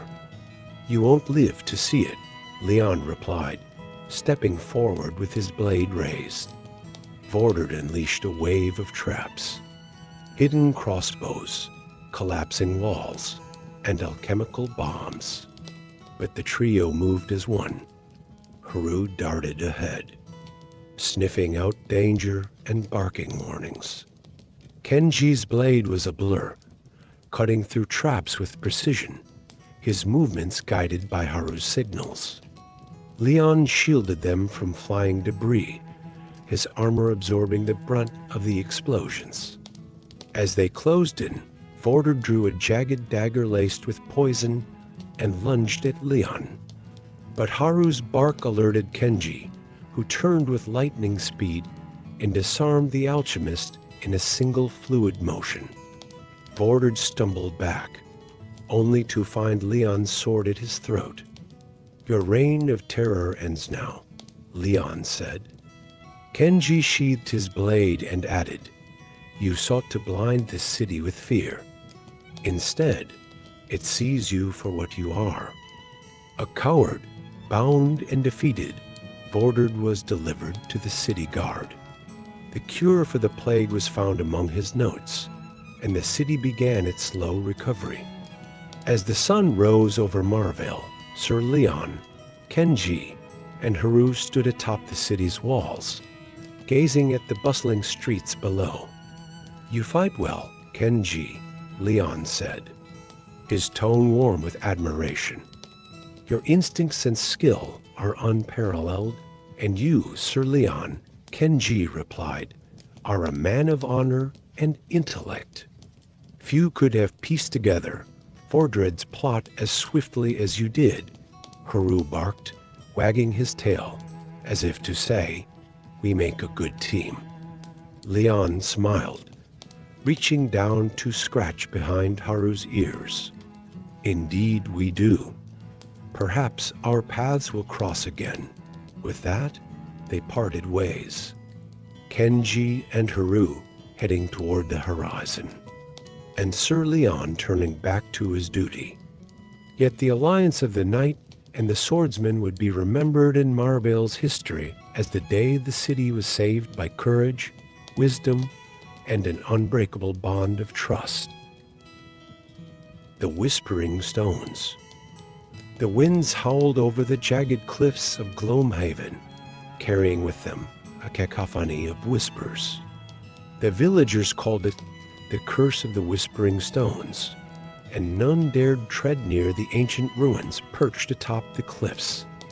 They said the stones sang a song of despair that could drive a man mad. Travelers spoke of hearing their names called, of secrets that weren't theirs murmured in their ears. Most who wandered too close were never seen again. It was here that Sir Leon found himself one fateful evening, his silver armor glinting faintly in the light of the waning moon. The knight had been summoned by a desperate missive from the village elder, begging him to investigate the mysterious disappearances of travelers who strayed too near the ruins. "Beware the stones, Sir Leon," the elder had warned, his voice trembling. "They call out to those who wander alone, luring them to their doom." Sir Leon was not easily deterred. Renowned as a knight investigator, he had solved mysteries that left others confounded. With his trusty steed, Argent, and his sharp mind as his weapons, he approached the cliffside ruins. The air grew heavy with an unnatural chill, and the whispers began. Faint at first, they grew louder and more insistent as he drew nearer. "Leon," they hissed, each syllable a seductive pull at his thoughts. "Come closer. Learn the truth." Dismounting, Sir Leon rested a hand on the hilt of his sword, though he did not draw it. Steel, he knew, would be of little use against whatever malevolent force lay within the stones. Instead, he let his logical mind guide him, observing the strange patterns carved into the monoliths and the peculiar arrangement of the ruins. Moss and ivy clung to the ancient stones, but the carvings beneath were sharp and deliberate. Symbols, he noted, that told a fragmented story. As he examined the stones, he noticed that the whispers were not random. They formed a melody, a haunting lullaby that resonated deep within his chest. He closed his eyes and listened, piecing together the fragments. It spoke of betrayal, of love turned to ash, and of a curse bound by blood. The villagers had spoken of the ruins as a place of worship in ancient times, but Sir Leon began to suspect it was something more sinister. At the center of the ruins, he found a weathered stone altar. Upon it lay a locket, its chain rusted but its gem gleaming as if freshly polished. The whispers intensified as he reached for it, the voices overlapping in a desperate plea. "Free us." Sir Leon's fingers hesitated over the locket. He knew enough of curses to tread carefully. Drawing a leather cloth from his pack, he lifted the locket without making direct contact. The whispers turned into a keening wail, and for a moment, the air around him seemed to shimmer as if the world itself recoiled. Opening the locket revealed a miniature portrait of a woman with sorrowful eyes. Beneath it, an inscription read, "To my dearest Elira, may our love outlast eternity." The knight's brow furrowed. This was no ordinary curse. It was the anguish of souls bound by a lover's vengeance. "Who are you, Elira?" Sir Leon muttered under his breath. "And what binds you to this place?" The whispers offered no answer. Instead, they drew him toward a collapsed archway on the far side of the ruins. There, half buried under rubble, he uncovered the entrance to an underground chamber.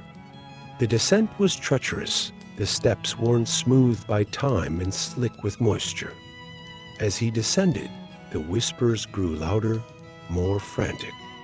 At the bottom, the chamber opened into a vaulted crypt. The air was thick with the scent of decay, and the walls were lined with stone alcoves. In the center of the room lay an ornate coffin, its lid ajar. Beside it, another locket gleamed faintly in the dim light. The remains of a woman, her bones wrapped in faded, tattered silk, lay undisturbed. The whispers fell silent. Sir Leon placed the two lockets together, their gems aligning perfectly. A brilliant light erupted from the stones, and the knight shielded his eyes. When he looked again, the chamber was bathed in an ethereal glow. The spirit of the woman Elira stood before him, her form translucent but radiant. "You have freed me," she said, her voice soft and melodic. "But the curse is deeper than you know." She told him of a jealous lover who had bound her soul to the stones, ensuring that her spirit would forever be tormented. But in his rage, he had miscast the spell, trapping countless others as well. The ruins had become a prison for wandering souls, and the curse would only be lifted when her remains and the lockets were buried together, far from this place. Sir Leon carried her remains and the lockets to a grove at the edge of the village, where the ground was soft and the air was sweet with the scent of blooming wildflowers. He buried them beneath an ancient oak, and as he did, he felt a weight lift from the air. The whispers ceased, replaced by a gentle breeze that carried with it the faintest sound of laughter. When he returned to Gloomhaven, the villagers were waiting, their faces alight with hope. The curse, it seemed, had been lifted. But Sir Leon, ever the thinker, could not help but wonder, was the curse truly gone? Or had he merely shifted its burden elsewhere? As he rode away from Gloomhaven, the faintest whisper trailed on the wind, carrying with it a final word. "Thank you." The Haunted Chapel. The autumn sun was setting over the Vale of Corvallis, painting the horizon in shades of crimson and gold. Sir Leon rode steadily along the ancient road that wound through the valley, his silver armor catching the last rays of daylight.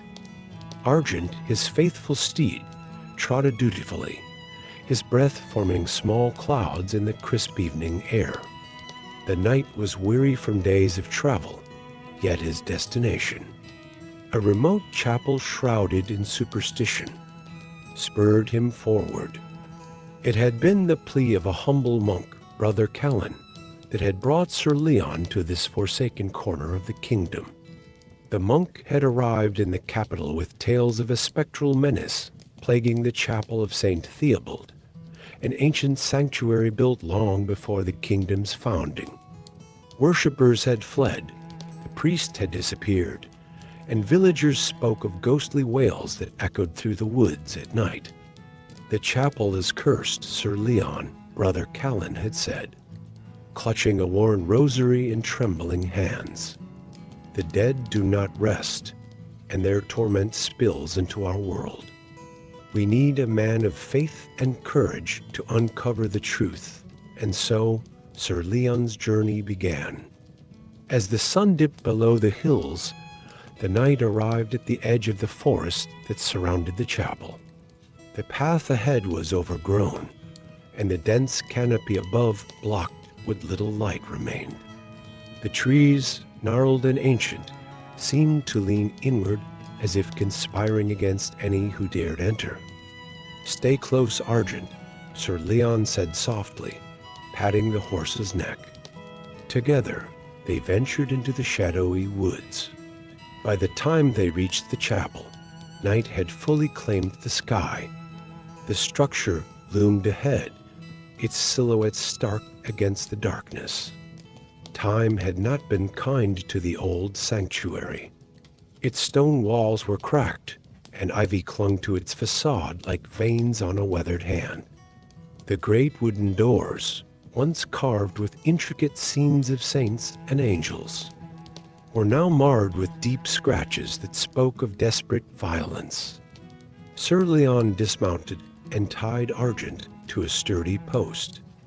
As he approached the doors, a chill wind swept past, carrying with it a faint, mournful wail. The sound was neither beast nor bird, but something altogether unnatural. Pushing the doors open, Sir Leon stepped inside.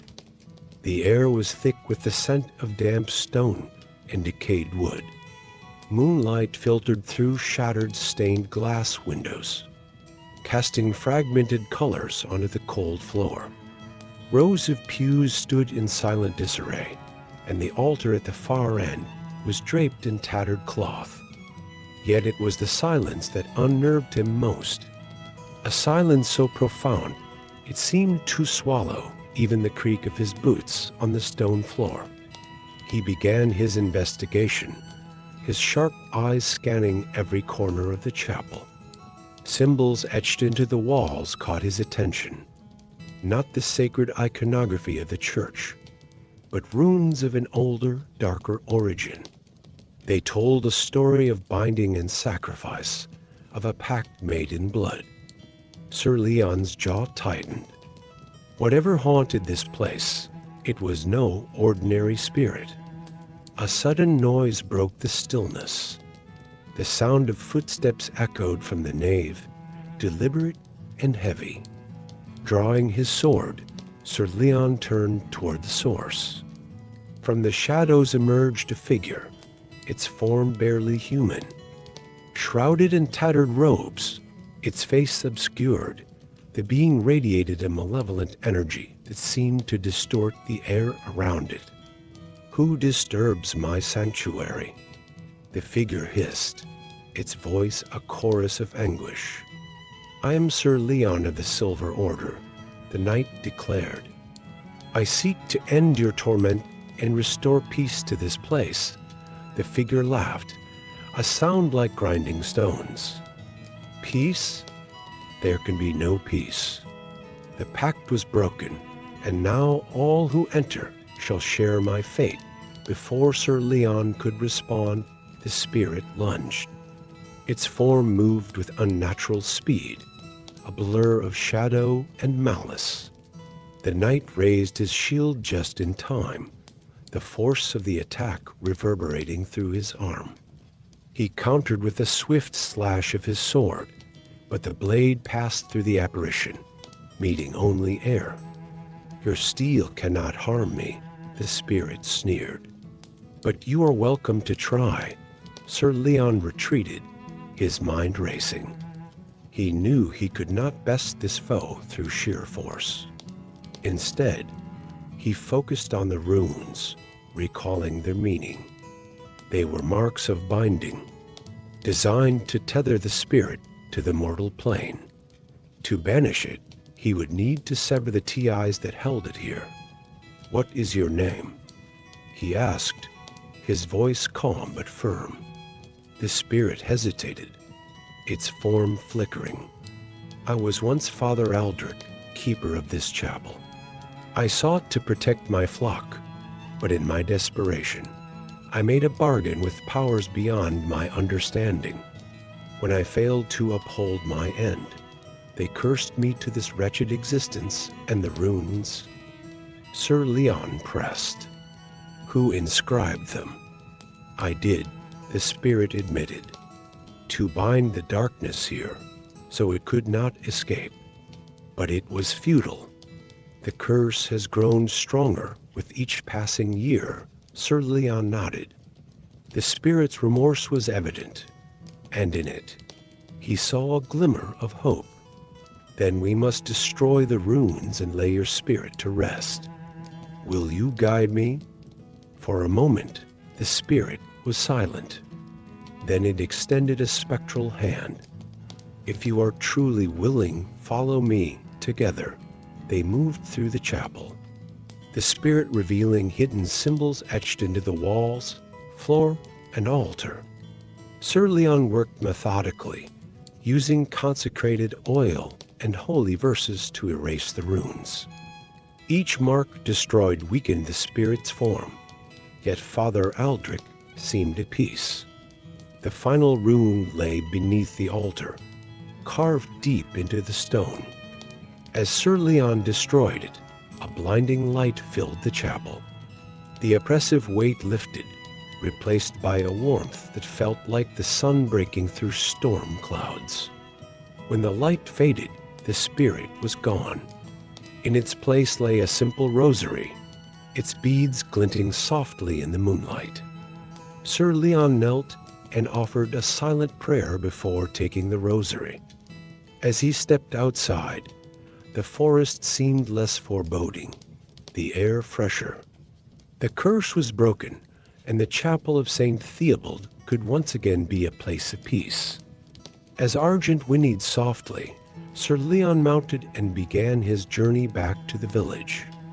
The stars above seemed brighter, and a gentle breeze carried with it the faintest whisper of gratitude.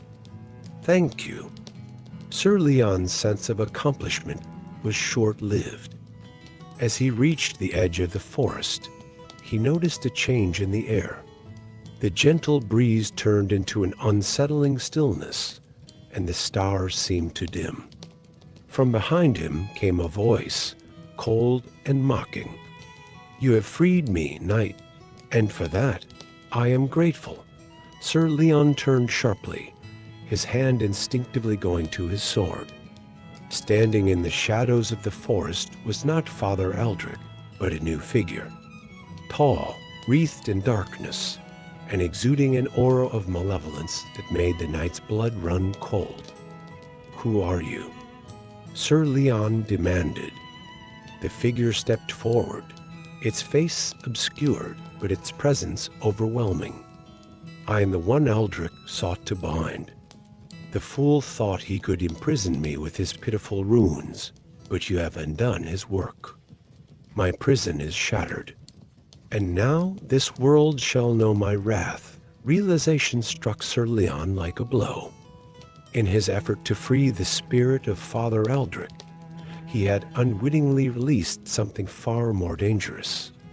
Gritting his teeth, he raised his sword. "If I have made a mistake, I will correct it. You shall not wreak havoc while I draw breath." The figure laughed, a sound that echoed through the forest like thunder. "Brave words, knight. Let us see if your courage matches your strength." And so, Sir Leon prepared for a battle unlike any he had faced, knowing that the fate of the Vale of Corvallis, perhaps even the kingdom itself, hung in the balance. Ah, the Red Ruckus. A ship whose name strikes fear and awe into sailors and storytellers alike. Gather round, and I'll spin the tale of its bold crew, infamous for their escapades on the high seas.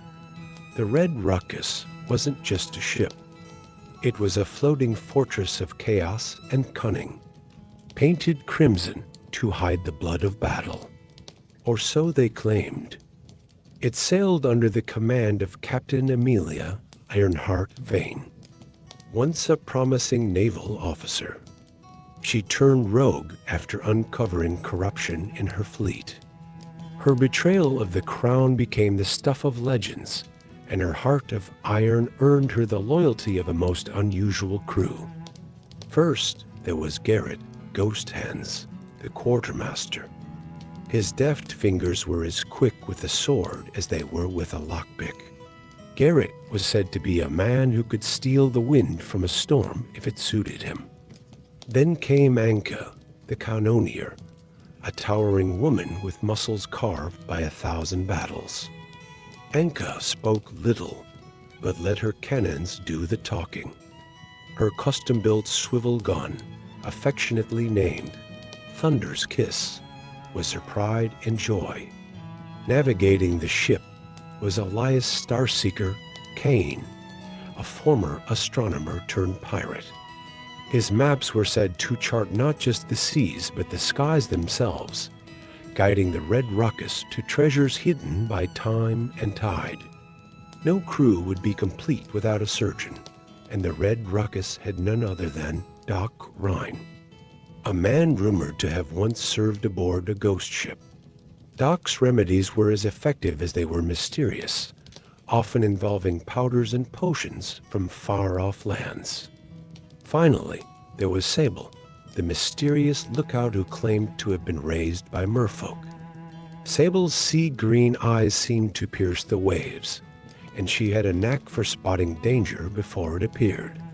The greatest tale of the Red Ruckus unfolded in the perilous Shattered Reefs, where an ancient treasure was said to lie buried beneath the sea. The crew's target was no ordinary treasure. It was the lost sapphire crown of Althoria, a relic said to grant its bearer dominion over the oceans. Navigating the reefs required every ounce of Starseeker's skill, as jagged rocks and swirling maelstroms threatened to tear the ship apart. Once anchored, the crew faced another challenge. A cursed island guarded by the revenant corsairs, ghostly sailors bound to protect the crown. Captain Ironheart led her crew ashore, sword gleaming in the moonlight. The battle was fierce, with Ghost Hands locking blades with spectral FOs and Anka's Thunder's Kiss roaring into the night. But the Revenants could not be defeated by steel alone. Sable, with her knowledge of the arcane, uncovered a riddle etched into the ruins of an ancient temple.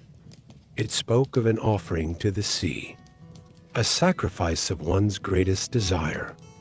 To everyone's shock, Captain Ironheart stepped forward and cast her cherished naval insignia into the waves.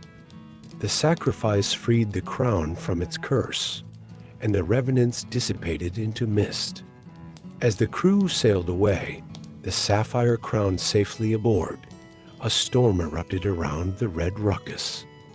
Legend has it, the sea itself raged at their defiance, but Starseeker's celestial charts guided them to safety. The sapphire crown was never seen again, and Captain Ironheart refused to say where she hid it. Some believe it lies in the hold of the Red Ruckus, others that it was buried on a distant shore. Whatever the truth, the ship and its crew remain symbols of adventure, freedom, and defiance against all odds. And so, the Red Ruckus sails on in whispers and legends, its scarlet sails blazing against the horizon. A beacon for those daring enough to dream of the high seas. The Crimson Mirage.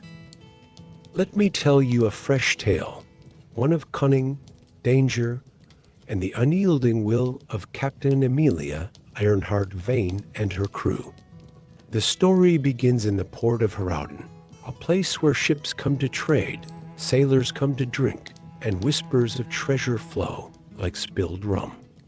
It was there that Captain Ironheart overheard an intriguing rumor: the Crimson Mirage, an elusive ghost ship said to hold the fabled heart of Aegir, an ancient gemstone rumored to grant control over storms.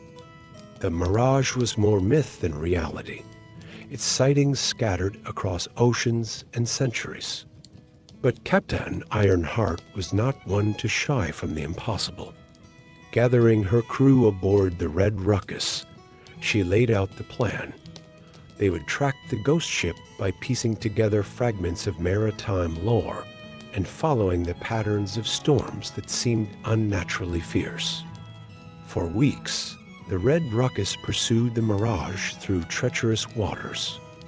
Guided by Elias Starseeker, Kane's charts, and Sable's uncanny sense of the sea, the crew faced peril after peril. Howling tempests, monstrous waves, and rival pirates eager to sink the infamous Red Ruckus.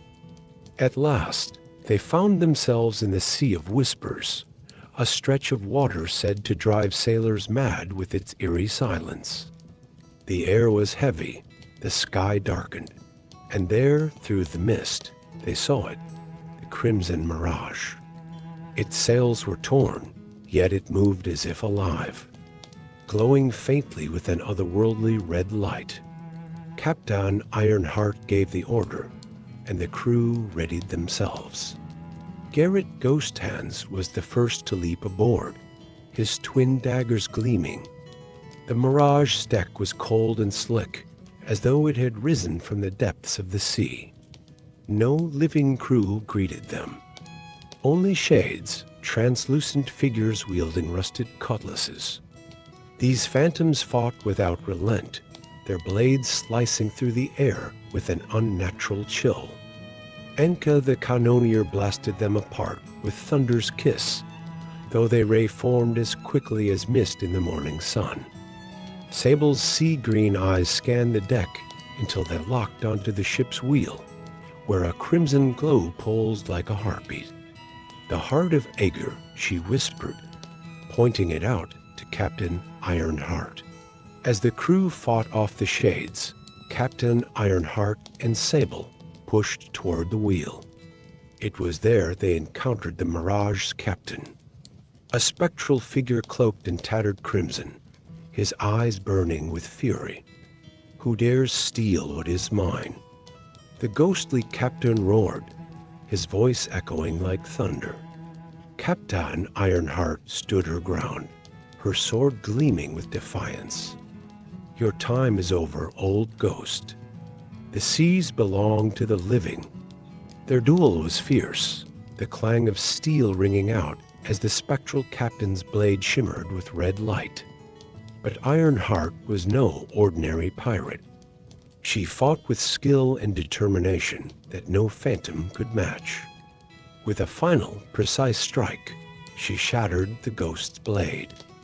Sable reached the wheel, her hands closing around the heart of Aegir. The moment she lifted it, the shades vanished, and the Mirage began to dissolve into mist. The Red Ruckus crew scrambled back to their ship just as the ghostly vessel faded completely. With the heart of Aegir aboard, the Red Ruckus found itself pursued by ferocious storms, as though the sea itself sought to reclaim the gemstone. Elias Starseeker, Kane charted a course through the chaos, while Enka's cannons roared to deter rival ships that thought to take advantage of their plight. Finally, Captain Ironheart made a fateful decision. She climbed to the ship's bow, the heart of Aegir in hand, and hurled it into the churning sea. The storm ceased at once, and a calm, eerie silence fell over the waters. Though they had not kept the treasure, the crew knew they had bested the Crimson Mirage and lived to tell the tale. The legend of the Red Ruckus grew even greater, and Captain Ironheart's name became synonymous with both daring and wisdom. And so the Red Ruckus sailed on, its crimson sails a beacon of adventure, its crew ever ready for the next impossible quest. The Enigma of the Abyssal Bell. Let me take you to the farthest reaches of the known seas, where adventure brews and legends are born. It all began in the sprawling market of Cordwain Port, where Captain Amelia Ironheart Vane overheard whispers of an artifact known as the Abyssal Bell. This ancient relic, forged by sea gods, or so the stories went, was said to grant its wielder the power to summon or calm the Leviathan, the mythical guardian of the abyss. Ironheart's interest was piqued. A relic like the Abyssal Bell could tip the balance of power in any sea. But the tale came with a warning. The bell was locked away in the Vault of Tides, a submerged temple guarded by ancient traps, shifting currents, and creatures of the deep. "We've faced worse," Ironheart said, rallying her crew. "Prepare the ship. The Red Ruckus sails at dawn." The crew set course for the Vault of Tides, guided by a fragment of a map purchased from a dubious cartographer. As the ship approached the uncharted waters of the Siren's Vale, the journey became perilous. Elias Starseeker, Kane worked tirelessly deciphering celestial patterns to navigate the treacherous, fog-laden seas. Sable, perched high in the crow's nest, called out warnings of jagged rocks and shadowy movements beneath the waves. One night, as the crew gathered for supper, a haunting melody drifted across the water.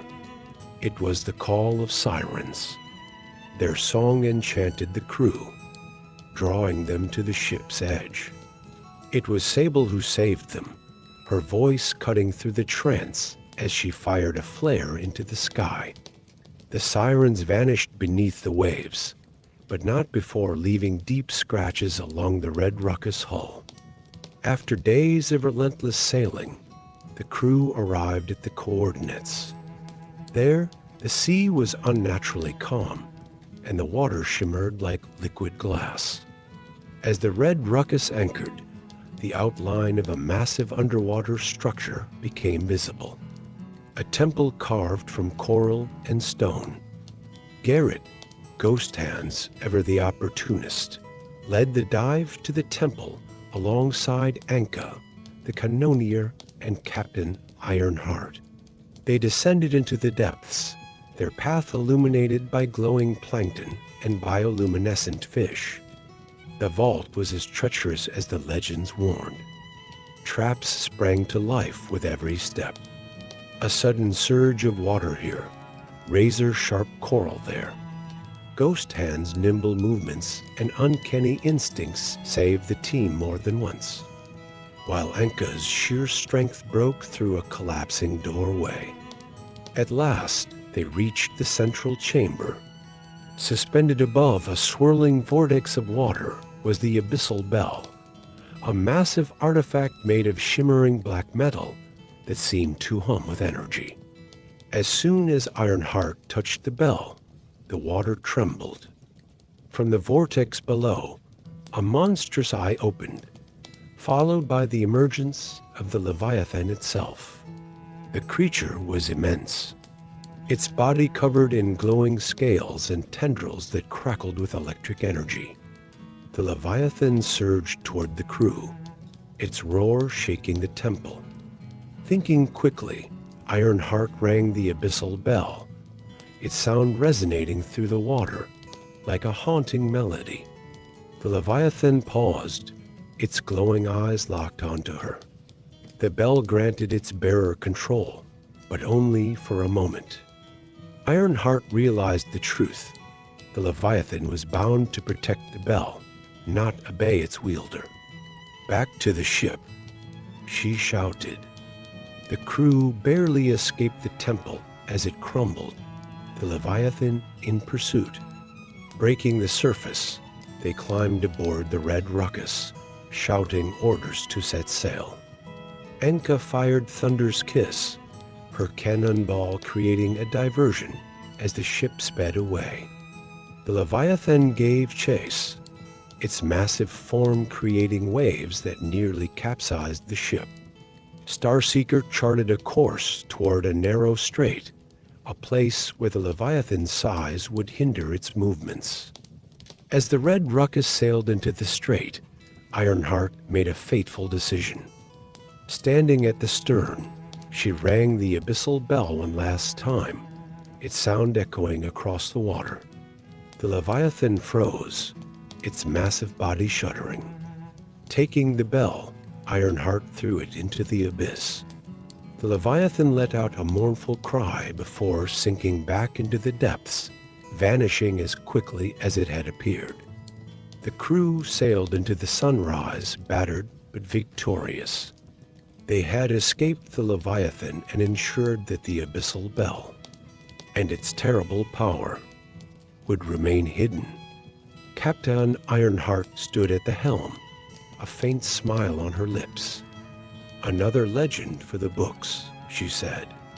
And so the Red Ruckus sailed on, its crimson sails bright against the dawn, carrying its daring crew toward their next great adventure. The new Red Ruckus Gang. In the bustling market town of Brefford, nestled at the crossroads of trade routes, peace was usually the norm. But one autumn, chaos descended upon the town under the guise of a notorious outlaw gang, the Red Ruckus. The Red Ruckus wasn't just a name. It was a reputation built on fear and flair. Known for their crimson cloaks and daring raids, the gang left their mark on every village they struck. Their leader, a cunning woman named Marla Amberley, was as charismatic as she was ruthless. Her fiery hair and sharp tongue earned her the nickname, the Scarlet Flame, and she thrived on outsmarting lawmen and lords alike. One crisp morning, the townsfolk of Brefford awoke to find their market square painted in chaos. Stalls were overturned, goods stolen, and the statue of the town's founder draped in a crimson cloak. A bold calling card of the Red Ruckus. But oddly, no one had seen or heard them. They were like ghosts in the night. The town grieved. A stout and nervous man named Osric was desperate. Brefford was hosting the annual harvest fair in a week, a critical event for trade and reputation. If the Red Ruckus struck again during the fair, it could ruin the town's economy.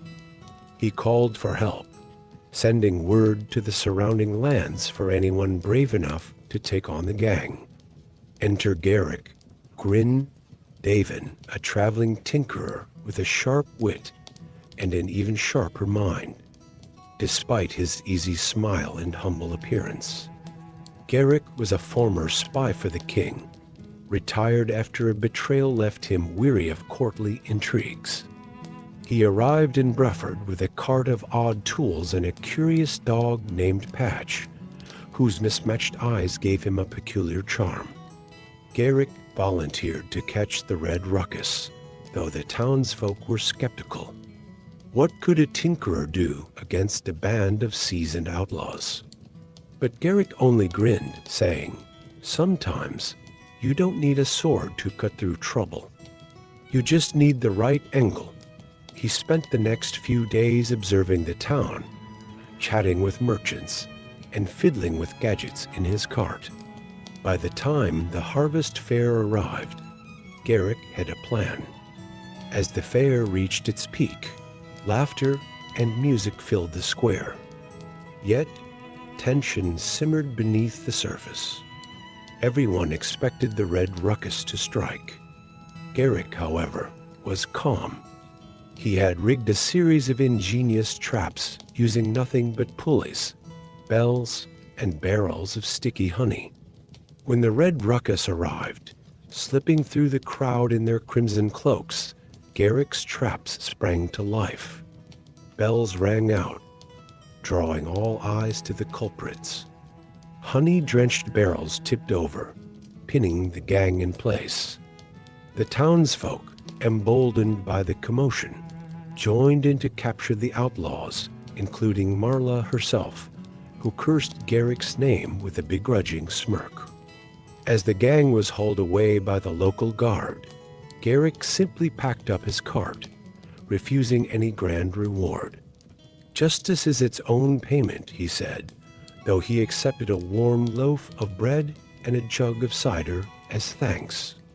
From that day on, Breford's Harvest Fair became famous not only for its wares, but for the tale of the clever tinkerer who bested the Red Ruckus.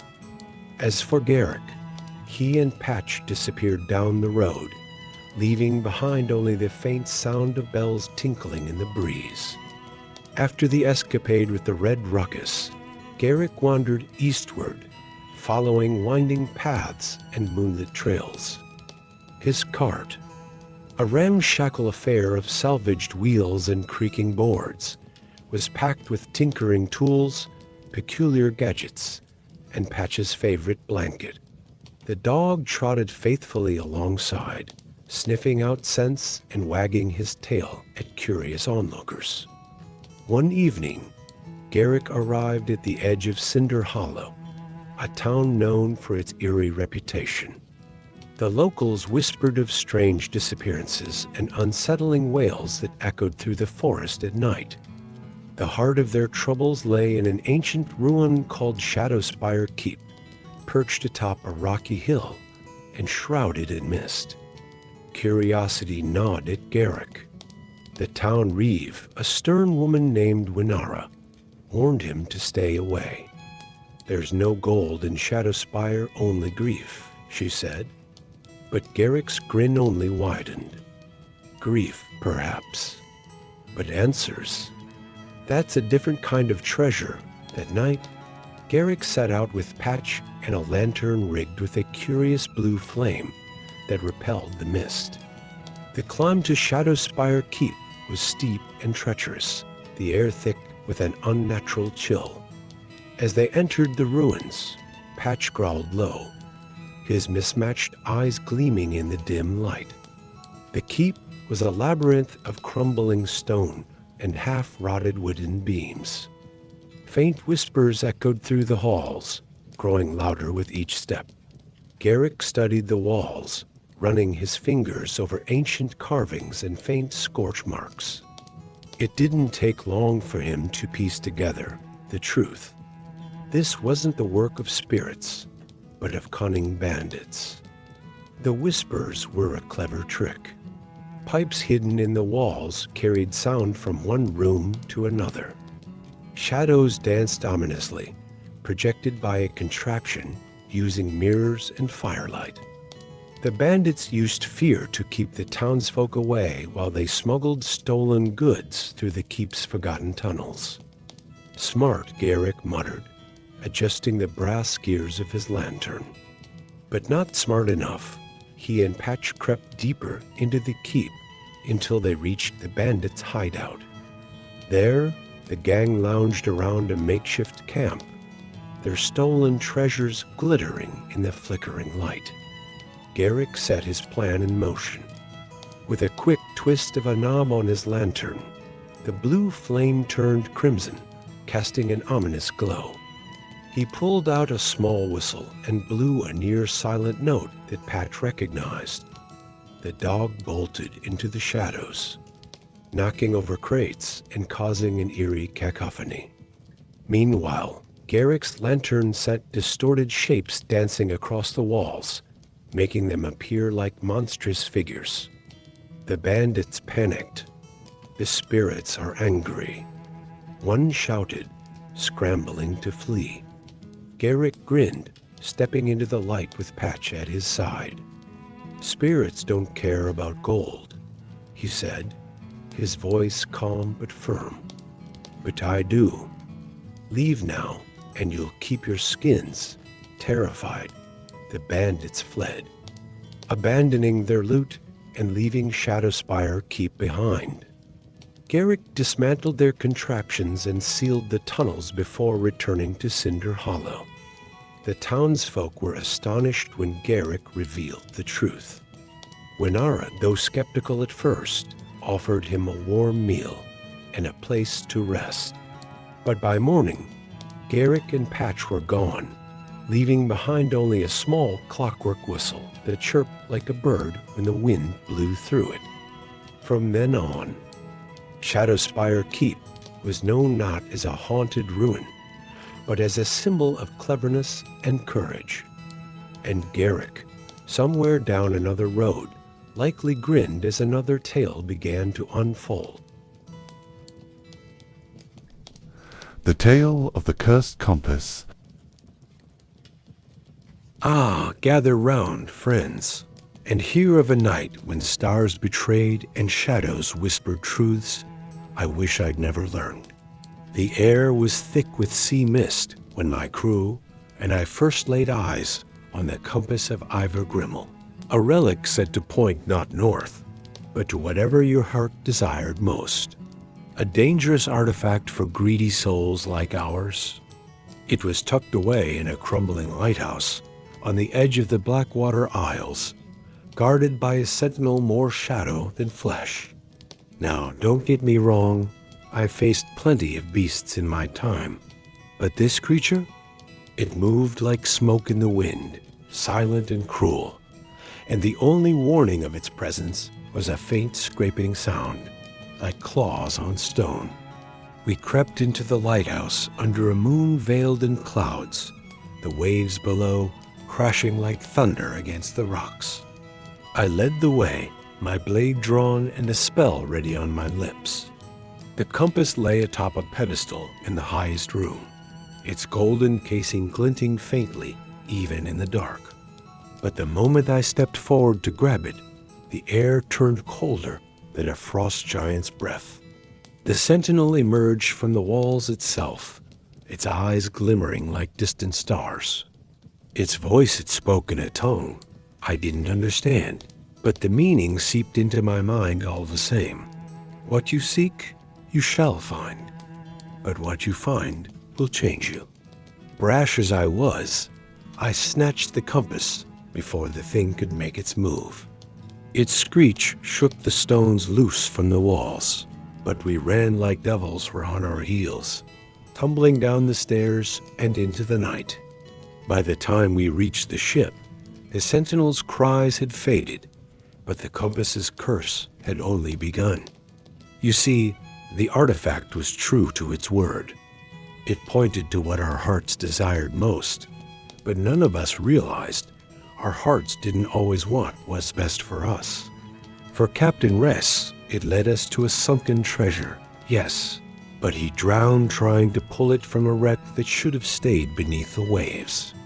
For old Darien, it brought him to a forgotten love, only for her to reject him as though he were a stranger.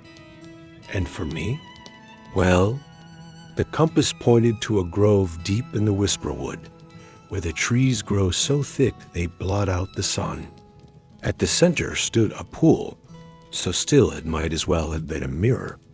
When I leaned close, it showed me my future. Not riches, not glory, but a lonely grave at the edge of the world.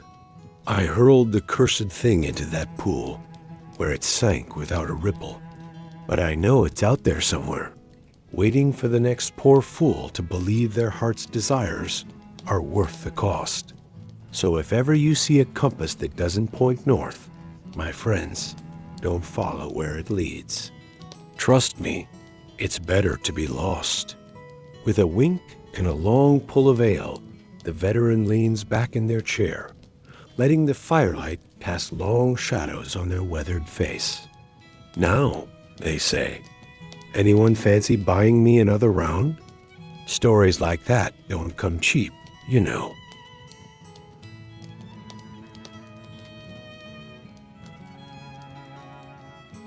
The Whispering Labyrinth. It began in the far reaches of Helveth's Vale, where the rivers weave like silver threads through the emerald of endless forests.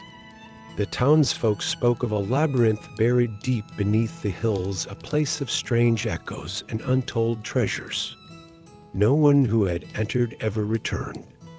Not exactly the kind of thing to discourage someone like me, though.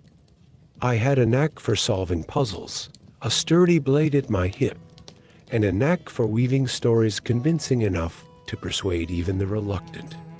So it was that I stood at the edge of the forest one misty morning, the sun rising like a pale ember behind the hills. My companion was a weary thief named Rin. She had quick fingers, quicker wit, and a knack for getting us out of tight spots when she wasn't the one getting us into them. Together, we made quite the pair, though not without our share of arguments. The entrance to the labyrinth was hidden beneath a hill crowned with ancient oaks. It was an unassuming stone arch, half overgrown with ivy. The air that wafted from within was cool and smelled faintly of damp earth, and something else, something metallic and faintly sweet, like blood long dried. I'd be lying if I said I didn't hesitate, just for a moment. But Rin, with her ever-present smirk, gave me a shove. "Don't tell me you're getting cold feet, Alden," she teased, her voice echoing faintly as she stepped inside. The labyrinth was a marvel. The walls were of smooth black stone that absorbed light rather than reflected it, and strange glyphs glimmered faintly as we passed. The air hummed, as if the place itself were alive. Our first challenge came not long after we entered a chamber with a floor covered in tiles, each marked with a different symbol. At the far end, a door stood resolutely shut. "Looks like a puzzle," Rin murmured, crouching to examine the tiles. "Step wrong, and I bet something unpleasant happens." I nodded, my eyes scanning the symbols. They seemed to correspond to constellations. I recalled an old star chart I had studied years ago and began to piece together the pattern. "We need to follow the path of the hunter," I said, pointing to a series of tiles. Rin stepped lightly across the tiles I indicated, her movements graceful as a cat. I followed more cautiously, my boots heavy on the stones. Twice we paused, once when the faint whirring of unseen mechanisms grew too loud, and again when Rin nearly slipped. But we made it to the other side, the door creaking open to reveal a long corridor. The further we ventured, the stranger the labyrinth became. Shadows flitted at the edges of our torchlight, and faint whispers seemed to emanate from the walls. Sometimes they were words familiar, taunting, but more often they were just sounds, the sigh of a forgotten breeze, the faintest echo of laughter. In one chamber, we found what seemed to be a shrine.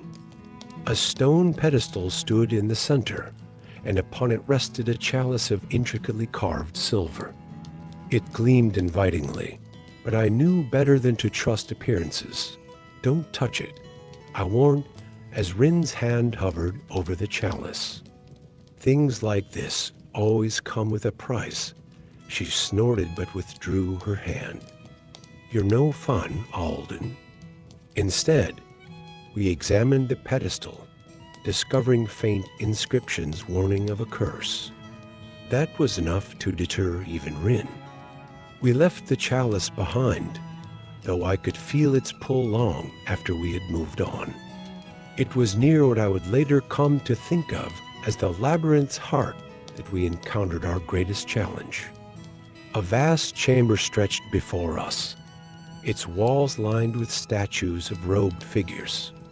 At the center of the room stood a great crystal, glowing with an inner light that pulsed like a heartbeat. It was mesmerizing, and as we approached, the whispers grew louder, resolving into a cacophony of voices. "Turn back." One voice pleaded, "Take it." Another urged. I hesitated, the weight of the decision pressing down on me. The crystal was undoubtedly valuable, perhaps even magical. But the air thrummed with danger. Rin, ever the opportunist, reached out. The moment her fingers brushed the crystal, the statues came to life, their stone forms shedding dust and ancient grime.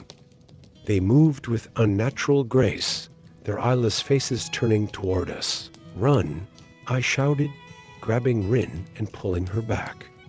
We sprinted through the labyrinth, the sound of stone feet pounding behind us. The statues were relentless, their movements unerring despite the maze's twists and turns. At one point, we were forced to split up, with Rin darting down a narrow passage while I ducked into another. I ended up in a small chamber with no exit, a dead end. The statues were close, their shadows flickering in the torchlight. Desperation lent me clarity, and I noticed a lever embedded in the wall. Without hesitation, I pulled it. The floor beneath me gave way, and I fell into darkness. I landed in an underground stream, the cold water shocking the breath from my lungs. The current carried me forward, through a narrow tunnel, and out into another chamber. To my relief, Rin was there, drenched but grinning. "Thought you'd lost me, didn't you?" she said. Before I could respond, the statues reappeared, emerging from the walls themselves. But this time, we were ready. Rin had managed to grab a strange artifact, a small, glowing orb from the crystal chamber. She hurled it at the nearest statue, and to our amazement, it shattered, taking several of its companions with it. Emboldened, we fought back, using every trick we knew. It was a fierce battle, but eventually, the statues retreated, melting back into the walls. Wounded and weary, we pressed on, eventually finding ourselves at the labyrinth's exit. The morning sun was a welcome sight, its warmth chasing away the chill of the underground. In the end, we left the crystal behind.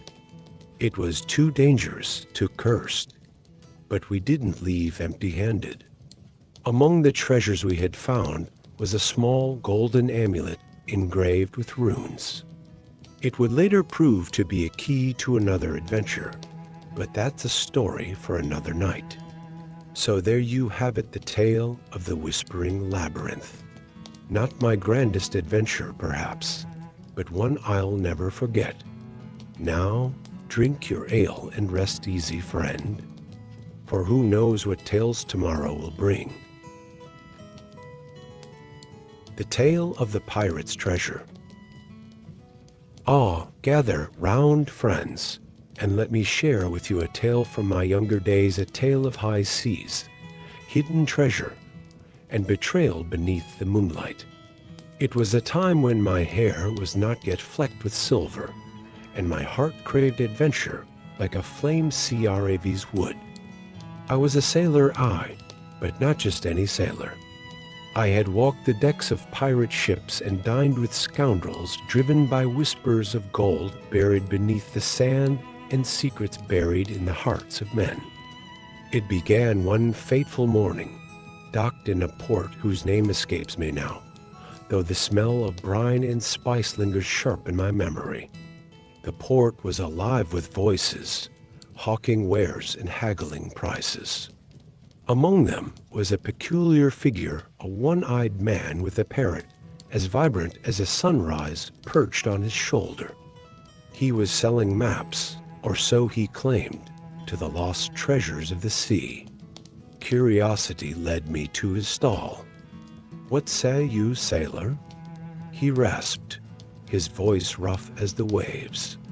"Dare you seek fortune, or has the sea tamed your heart?" His words stung my pride.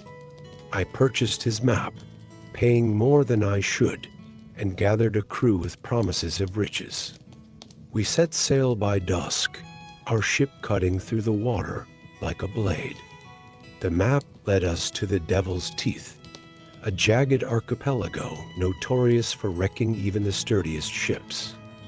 Navigating it required nerves of steel and perhaps a touch of madness. As the sun dipped below the horizon, the first challenge reared its head a storm, black as sin, clawed at us with howling winds and rain that lashed like whips. My crew, seasoned though they were, faltered under the ferocity of it. I barked orders, taking the helm myself, and steered us through by sheer will and a bit of luck. When dawn broke, we found ourselves anchored in a calm bay, the island from the map looming before us.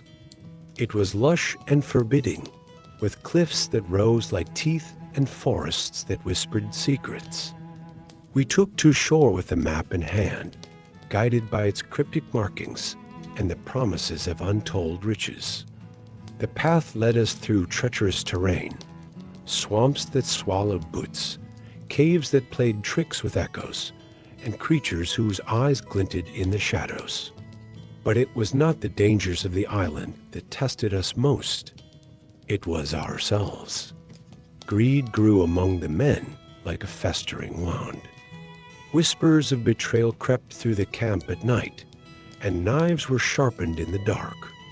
The treasure, it seemed, was not the only thing buried on this island. At last, we found the X that marked the spot. Digging began with feverish urgency. Hours passed, and then we struck at a chest, worn by time yet heavy with promise. We pried it open, revealing gold coins, glittering jewels, and relics whose worth could only be guessed. The men erupted in cheers, but I felt a knot in my gut. Riches this grand do not come without a curse. My fears were confirmed when the first musket fired. It was chaos. Friends turned to foes, fighting like rabid dogs over the treasure. I fought too, though my heart wasn't in it. Blood spilled onto the sand, and by nightfall, I was the last one standing. The treasure was mine, yet I felt only emptiness. I buried the chest again, deep in the earth, marking the spot with a simple stone. Some things, I realized, are not meant to be possessed. I returned to the ship, now eerily silent, and sailed away with the sunrise. The gold stayed behind, but the lessons sailed with me. So there you have it, my friends. A tale of greed, loss, and the fleeting nature of treasure. Perhaps it will teach you to value what truly matters, or perhaps, like me, you'll have to learn the hard way.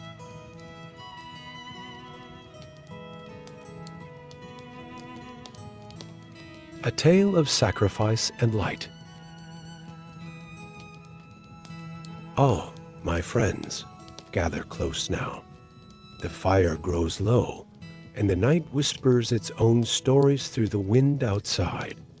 But before you let sleep take you, let me share one last tale, a tale of courage, sacrifice, and a forest that remembers. Far to the east, beyond mountains cloaked in eternal snow, there lies a land few dare to tread. It is not marked on any map, for the wisest cartographers know to leave it forgotten. This land holds a forest called the Whispering Vale, where the trees stand as tall as towers, their roots winding deep into the earth like claws clinging to secrets.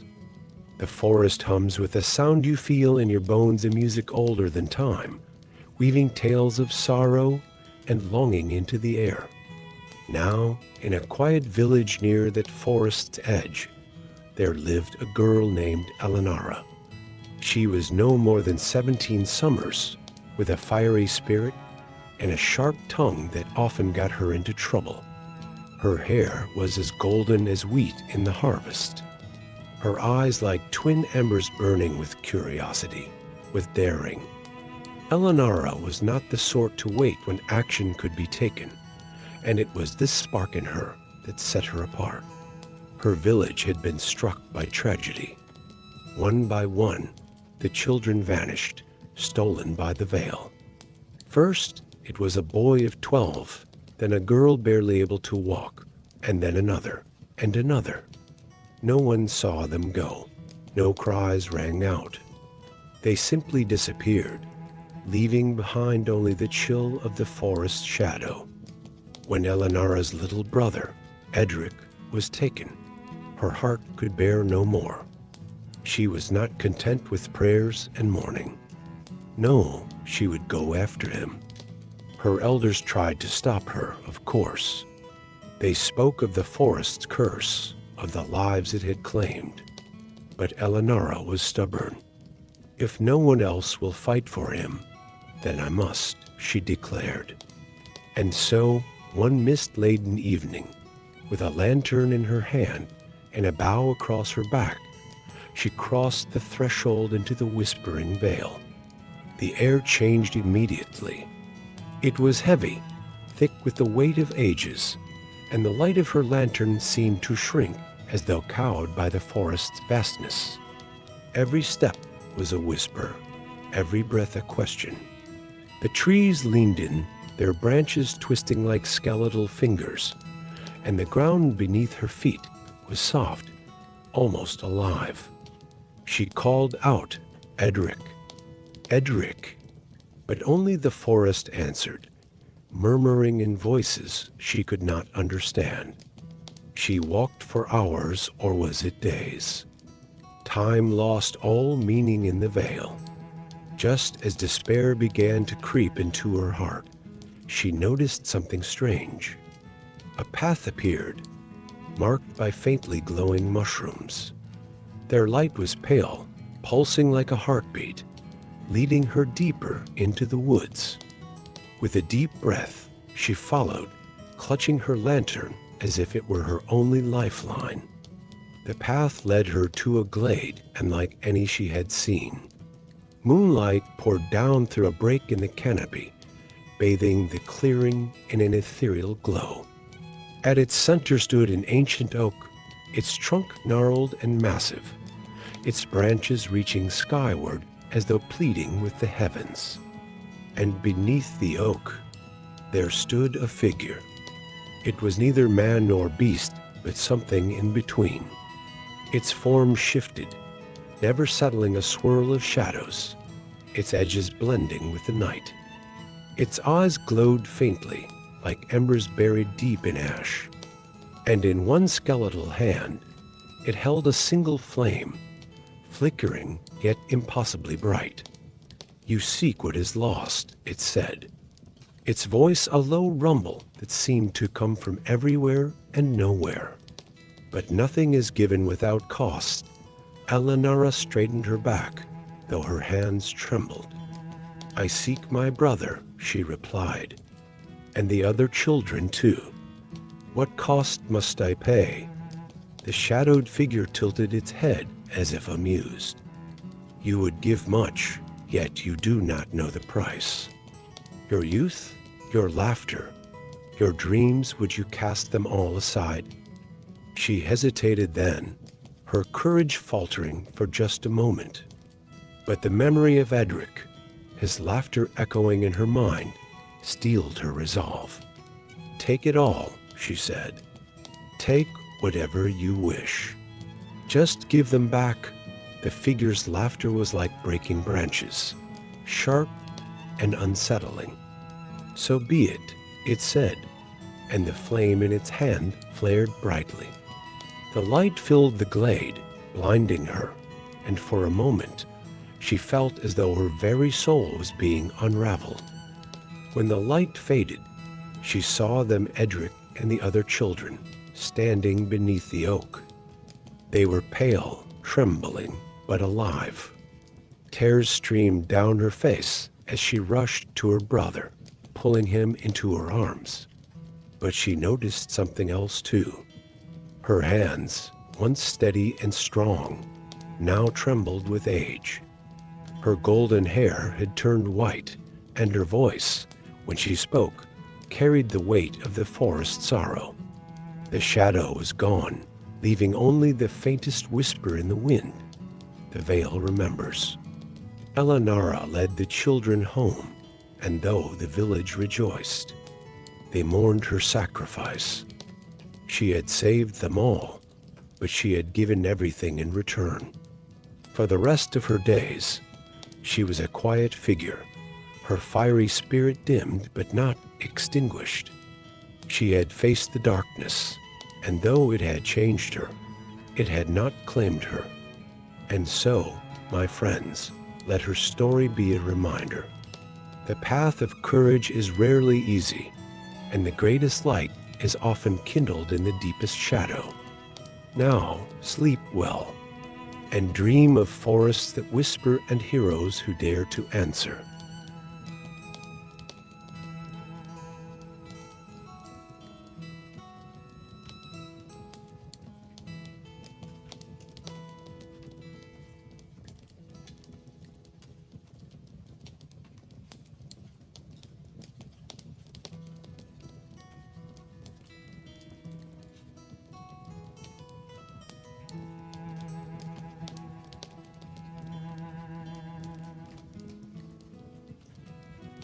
Pull up a chair and listen closely, for this is a story best enjoyed with a hearty laugh and a mug of something strong in hand. Many years ago, in the bustling mountain city of Stonehearth, there lived a stout dwarf named Thrumley Copperbeard. Thrumley was renowned for two things: his magnificent fiery red beard that seemed to glow in the torchlight, and his obsession with brewing the perfect mead. He worked tirelessly in his brewery, hidden deep within the mountain, crafting concoctions that had won the hearts of dwarves, humans, and even the elusive forest elves. Now, Thrumley was a perfectionist, and he was forever tinkering with his recipes. One fateful day, he decided he would create a mead so potent and flavorful it would become the stuff of legends. A drop of this mead, he proclaimed to his apprentice, shall warm the coldest hearts and embolden the weakest souls. He gathered rare ingredients from across the lands, golden honey from the sunlit glades, moonflower nectar that only blossomed under the full moon, and a pinch of sparkling frost salt from the ice peak caverns. Mixing them all in a colossal cauldron, he cackled with glee. But Thrumley, in his excitement, forgot one crucial detail. The fermenting process had to be controlled carefully. Instead of waiting for the brew to settle and ferment properly, Thrumley decided to accelerate the process using a bit of alchemy. He added a magical crystal shard, said to imbue energy into anything it touched. The moment the shard hit the bubbling mead, the entire cauldron began to shake violently. "That's new," Thrumley muttered as he took a cautious step back. Before he could utter another word, the cauldron exploded with a thunderous roar. Golden mead erupted like a geyser, drenching everything in its path, including Thrumley, his apprentice, and half the brewery. The force of the blast was so strong, it blew open the stone doors of the brewery, sending a torrent of frothy mead cascading down the mountain and straight into the streets of Stonehearth. Dwarves, humans, and even a few unlucky goblins found themselves swept away by the sweet, sticky flood. Chaos ensued as the streets turned into rivers of honeyed booze. Children floated by on barrels. Dogs lapped up the mead with unbridled glee, and merchants desperately tried to save their wares from being soaked.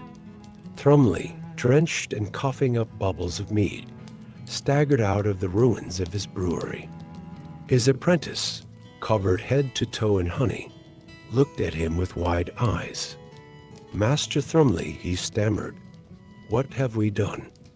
The dwarf stared at the sticky chaos below, then let out a hearty laugh. "We've given the city its greatest festival yet." And indeed, the people of Stonehearth turned the disaster into a celebration.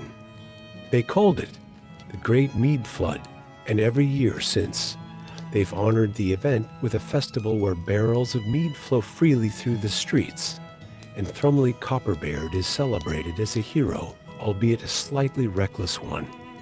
As for Thrumley, he rebuilt his brewery and learned to respect the art of patience. But even so, whispers say he still keeps a shard of that magical crystal hidden away, just in case he ever feels like making history again.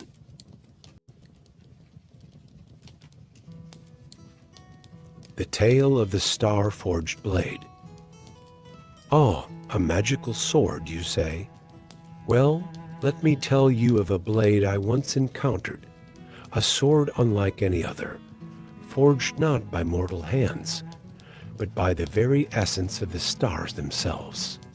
Settle in, friends, for this tale is long, winding, and full of wonder.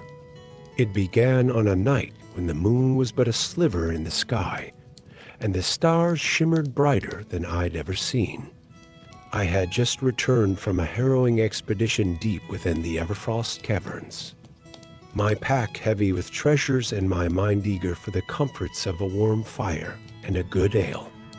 But as I entered a quiet village nestled at the foot of the Frostspire Mountains, an old storyteller, much like myself, come to think of it, caught my ear.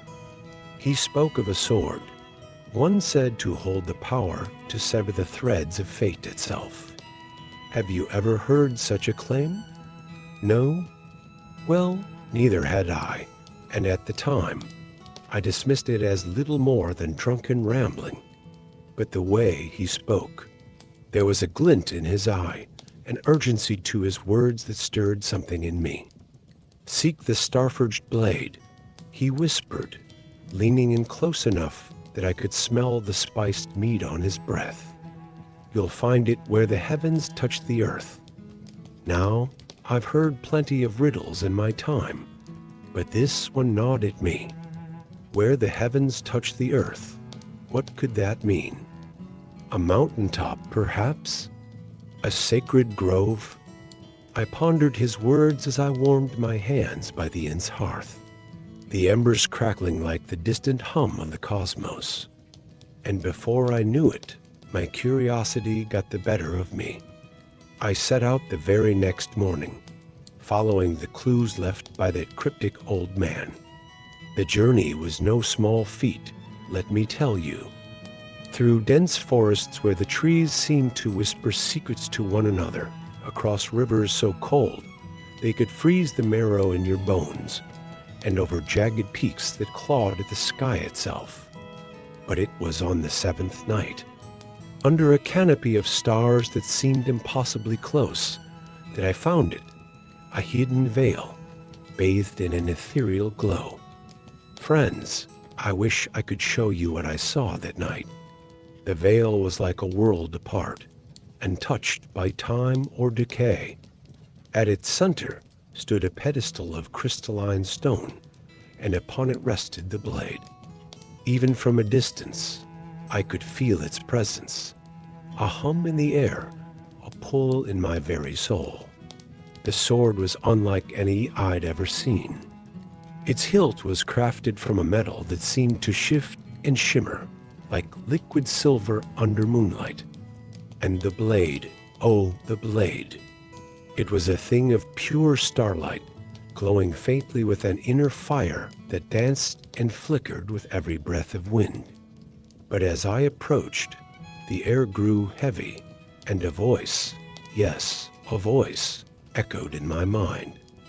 Only the worthy may wield me, it said, clear and resonant as a bell tolling in the stillness. Now I've faced my share of challenges, but there was something about that voice that sent a shiver down my spine. Still, I wasn't about to turn back after coming all that way. I reached for the sword, and as my fingers brushed the hilt, the world around me seemed to dissolve. I was no longer in the vale, but in a vast expanse of stars, as if I had stepped into the very fabric of the universe. And there, Standing before me was a figure cloaked in light. It didn't speak, but its presence was commanding, and I knew I was being judged. The trials, my friends, oh, the trials. They tested every part of me, my strength, my will, my very essence. But I'll save the details of those for another time. Suffice it to say, when I emerged, I held the star-forged blade in my hand. And let me tell you, it was worth every challenge, every ounce of pain and doubt. The sword wasn't just a weapon. It was a reminder that even in the darkest times, when the odds seem insurmountable, there is a light that can guide us. And sometimes, that light comes from within. Now, let me tell you, passing those trials didn't make me its master. It merely made me worthy to carry it. And that blade, friends, it carried a burden heavier than any treasure I'd ever hoisted onto my back. But let's not get ahead of ourselves. You see, the moment I emerged from that celestial expanse, sword in hand, I realized I wasn't alone. Standing there in the veil, the star-forged blade in my grip, I felt it before I saw it, a presence lurking in the shadows. A low hum resonated, different from the sword's song, deeper, darker. I turned slowly, and there, emerging from the mist, like a nightmare-given form, was a creature I cannot easily describe. It was as if the night itself had gathered into a shape, with eyes that burned like dying embers. It didn't speak, but its intent was clear. The sword was its target, and I was merely an obstacle. Now, I've faced many a foe in my time, from bandits to beasts, but this was different. It moved like smoke, one moment solid, the next dissipating into the air, only to reform inches from my face. My instincts screamed at me to run, but the blade it pulsed in my hand, almost as if guiding me. I raised it, and a beam of starlight erupted, cutting through the creature like dawn breaking the night. But that was only the beginning. You see, the sword wasn't content to be wielded. It demanded more. Each strike, each swing was a dance, and I was merely following its lead. The battle raged on, the veil lighting up with bursts of brilliance and shadow. By the end of it, I stood alone, the creature reduced to a faint wisp carried away by the wind. And as the first light of dawn crept over the horizon, I realized the sword had bound itself to me not as a weapon, but as a companion. From that day forward, the star-forged blade and I were inseparable. It led me to places I'd never dreamed of, hidden realms, forgotten temples, and even through the very fabric of reality itself. Each step was a lesson, each battle a test. And yet, for all its power, the sword had a sorrow about it, a longing. It wasn't just a tool. It had a purpose, a destiny I was yet to understand. You see, as I descended from that fateful valley, the blade no longer felt like just a part of me. It was as if the stars themselves had placed a fragment of their soul into my hand. The journey onward was not one of triumph or ease, mind you. The sword's transformation had stirred forces that had long lain dormant, and I soon learned the price of wielding such a weapon. The first sign came as I crossed the plains of echoes, a desolate expanse where the wind carried the voices of the past. One night, as I camped under a sky veiled by thick clouds, the wind changed. It grew still, unnaturally so, and the air hummed with an oppressive tension. That's when they came. They called themselves the Watchers, though whether they were men, spirits, or something in between, I cannot say. They wore armor that seemed carved from obsidian and moved with a grace that defied their size. There were 3 of them, their eyes glowing faintly like the embers of a dying fire. "The blade is not yours," one of them intoned, their voice a deep rumble that resonated in my chest. "It belongs to the first light, and you're but a fleeting shadow. I don't know what possessed me to stand my ground. Perhaps it was the sword's influence, or perhaps it was sheer stubbornness." "The blade chose me," I replied, gripping it tightly as its glow intensified. The watchers didn't respond with words, but with action. They moved as one, swift and unrelenting, their weapons singing as they struck. But the blade, oh, it was alive in my hands. It guided me, not just in defense, but in understanding. Each strike was not just a clash of steel, but a test of my resolve, a dance of fate and fire. The battle was unlike anything I'd ever faced. The watchers were relentless, their movements a symphony of precision and power. Yet, the blade seemed to anticipate them, its light flaring with every parry and counterstrike. As the fight wore on, I felt a connection, a strange familiarity, as if the blade and I were unlocking memories buried deep within the fabric of time itself. When the dust settled, I stood alone, the watchers vanquished, their forms dissolving into the wind like ashes scattered to the void. But their final words haunted me. "The first light will come," they had said, their voices fading into the ether. I didn't know what it meant, but I knew the journey was far from over. In the weeks that followed, the blade began to change again. Its glow grew brighter, its hum deeper, and I began to hear whispers, not voices like the watchers or the spires, but soft, distant murmurs like the rustling of leaves in a gentle breeze. They guided me to places I would never have found on my own hidden groves, where ancient ruins pulsed with forgotten power, ruins that echoed with the laughter of a time long past, and caverns where the air shimmered with an unnatural light. Each place held a fragment of a greater puzzle, a piece of a story older than the stars themselves. The blade was not merely a weapon or a key. It was a map, a guide to a destiny I could barely comprehend. And with each step, I felt the weight of that destiny grow heavier, the burden of knowing that I was not just a bearer of the blade, but a part of its story. Every tale, no matter how grand, must find its end, though I warn you, the ending of this story is not what you might expect.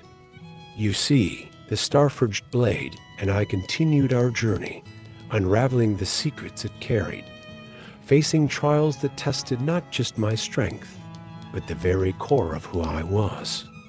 The whispers grew louder, the visions clearer, and at last, I came to understand the blade's purpose. It wasn't just a weapon or a relic of some forgotten age. No, it was a beacon, a fragment of the first light, as the Watchers had called it, the primordial force that birthed the stars, the worlds, and all that lies between. The blade's power wasn't meant for destruction or dominion, but for restoration. It was a thread of the universe itself, a tool to mend what had been torn apart, to heal what had been broken. This revelation came to me in the celestial wastes, a barren land where the sky itself seemed fractured, its stars scattered like shards of glass.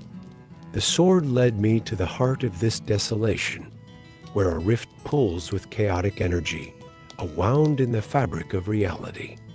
The whispers became a roar, the blade glowing brighter than ever, and I knew what had to be done. The sword was not mine to keep. It was mine to return.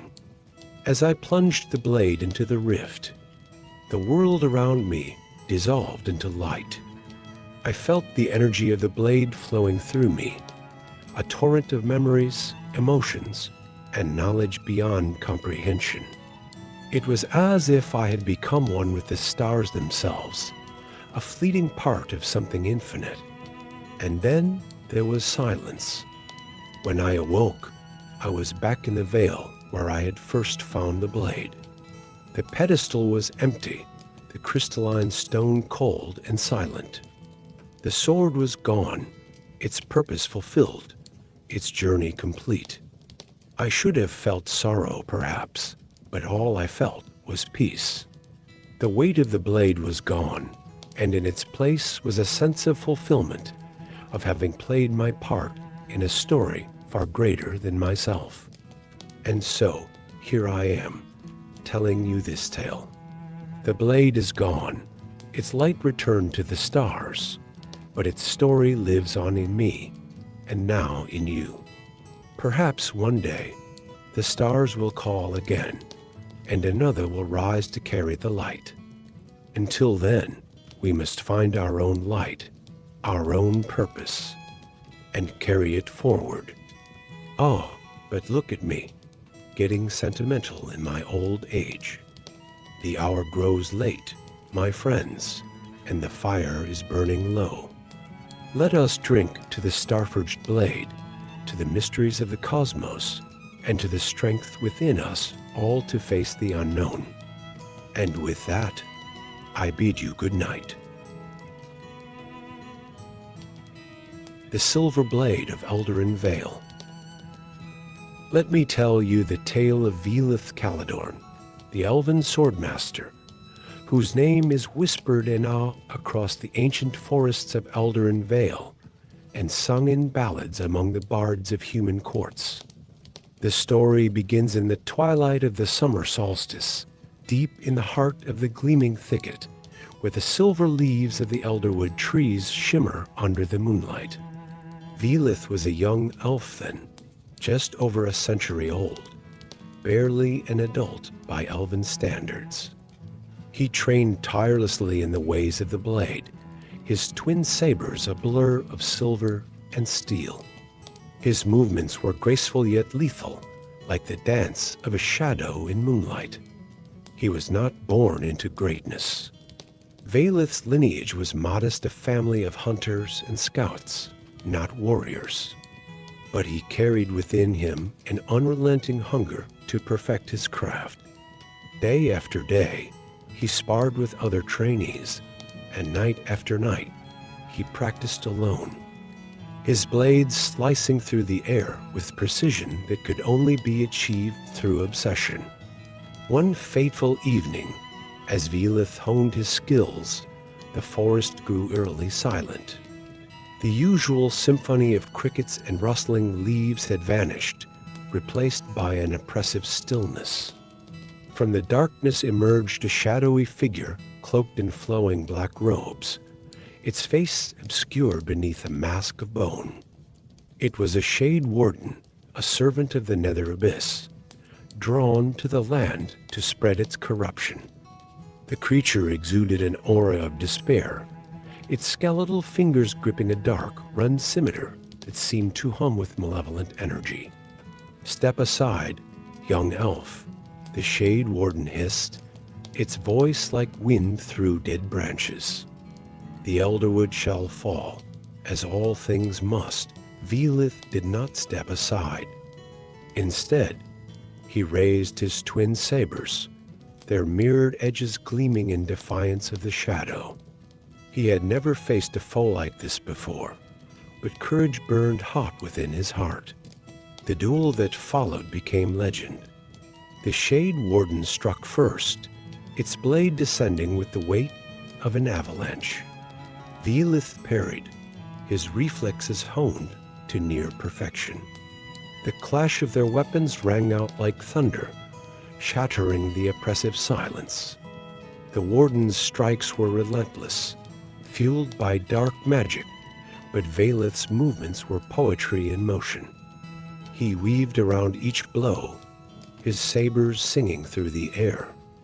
Hours seemed to pass in the span of minutes as the two combatants danced between life and death.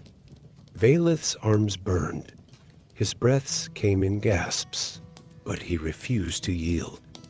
He remembered the words of his mentor. The sword is not just a weapon.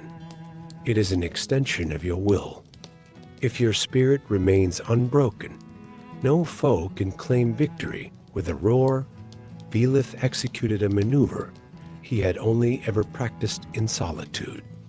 He crossed his blades in a spiraling arc, channeling his energy into a single strike aimed at the warden's core. For a moment, time itself seemed to pause as the sabers met the Shade Warden's chest, unleashing a burst of silver light that banished the darkness. When the brilliance faded, the Shade Warden was gone, reduced to a wisp of shadow that melted into the earth. Velith stood victorious, though his body trembled with exhaustion. The forest seemed to exhale, life returning in the form of chirping crickets and the rustle of leaves. From that day on, Velith Caledorn became known as the Silver Blade of Eldarin Vale, a guardian of the forest and a beacon of hope against the encroaching darkness.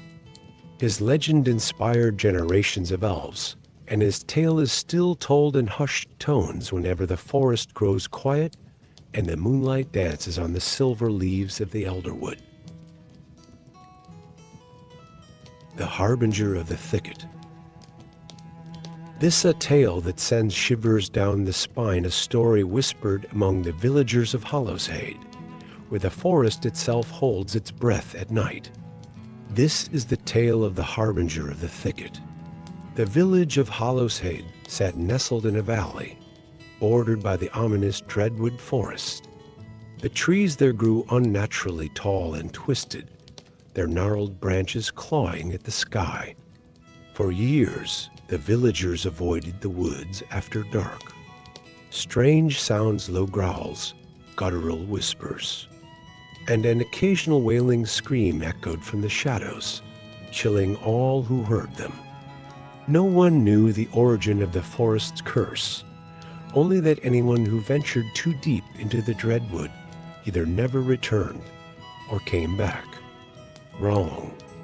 Those who emerged bore vacant eyes and stammered about a creature, part shadow, part flesh, with glowing eyes that burned like twin embers in the dark. It wasn't until a young shepherd named Leoric went missing that the village elder, Marin, decided to act. Leoric had been last seen chasing a stray lamb near the forest's edge at dusk. By dawn, only the lamb returned, trembling and bloodied.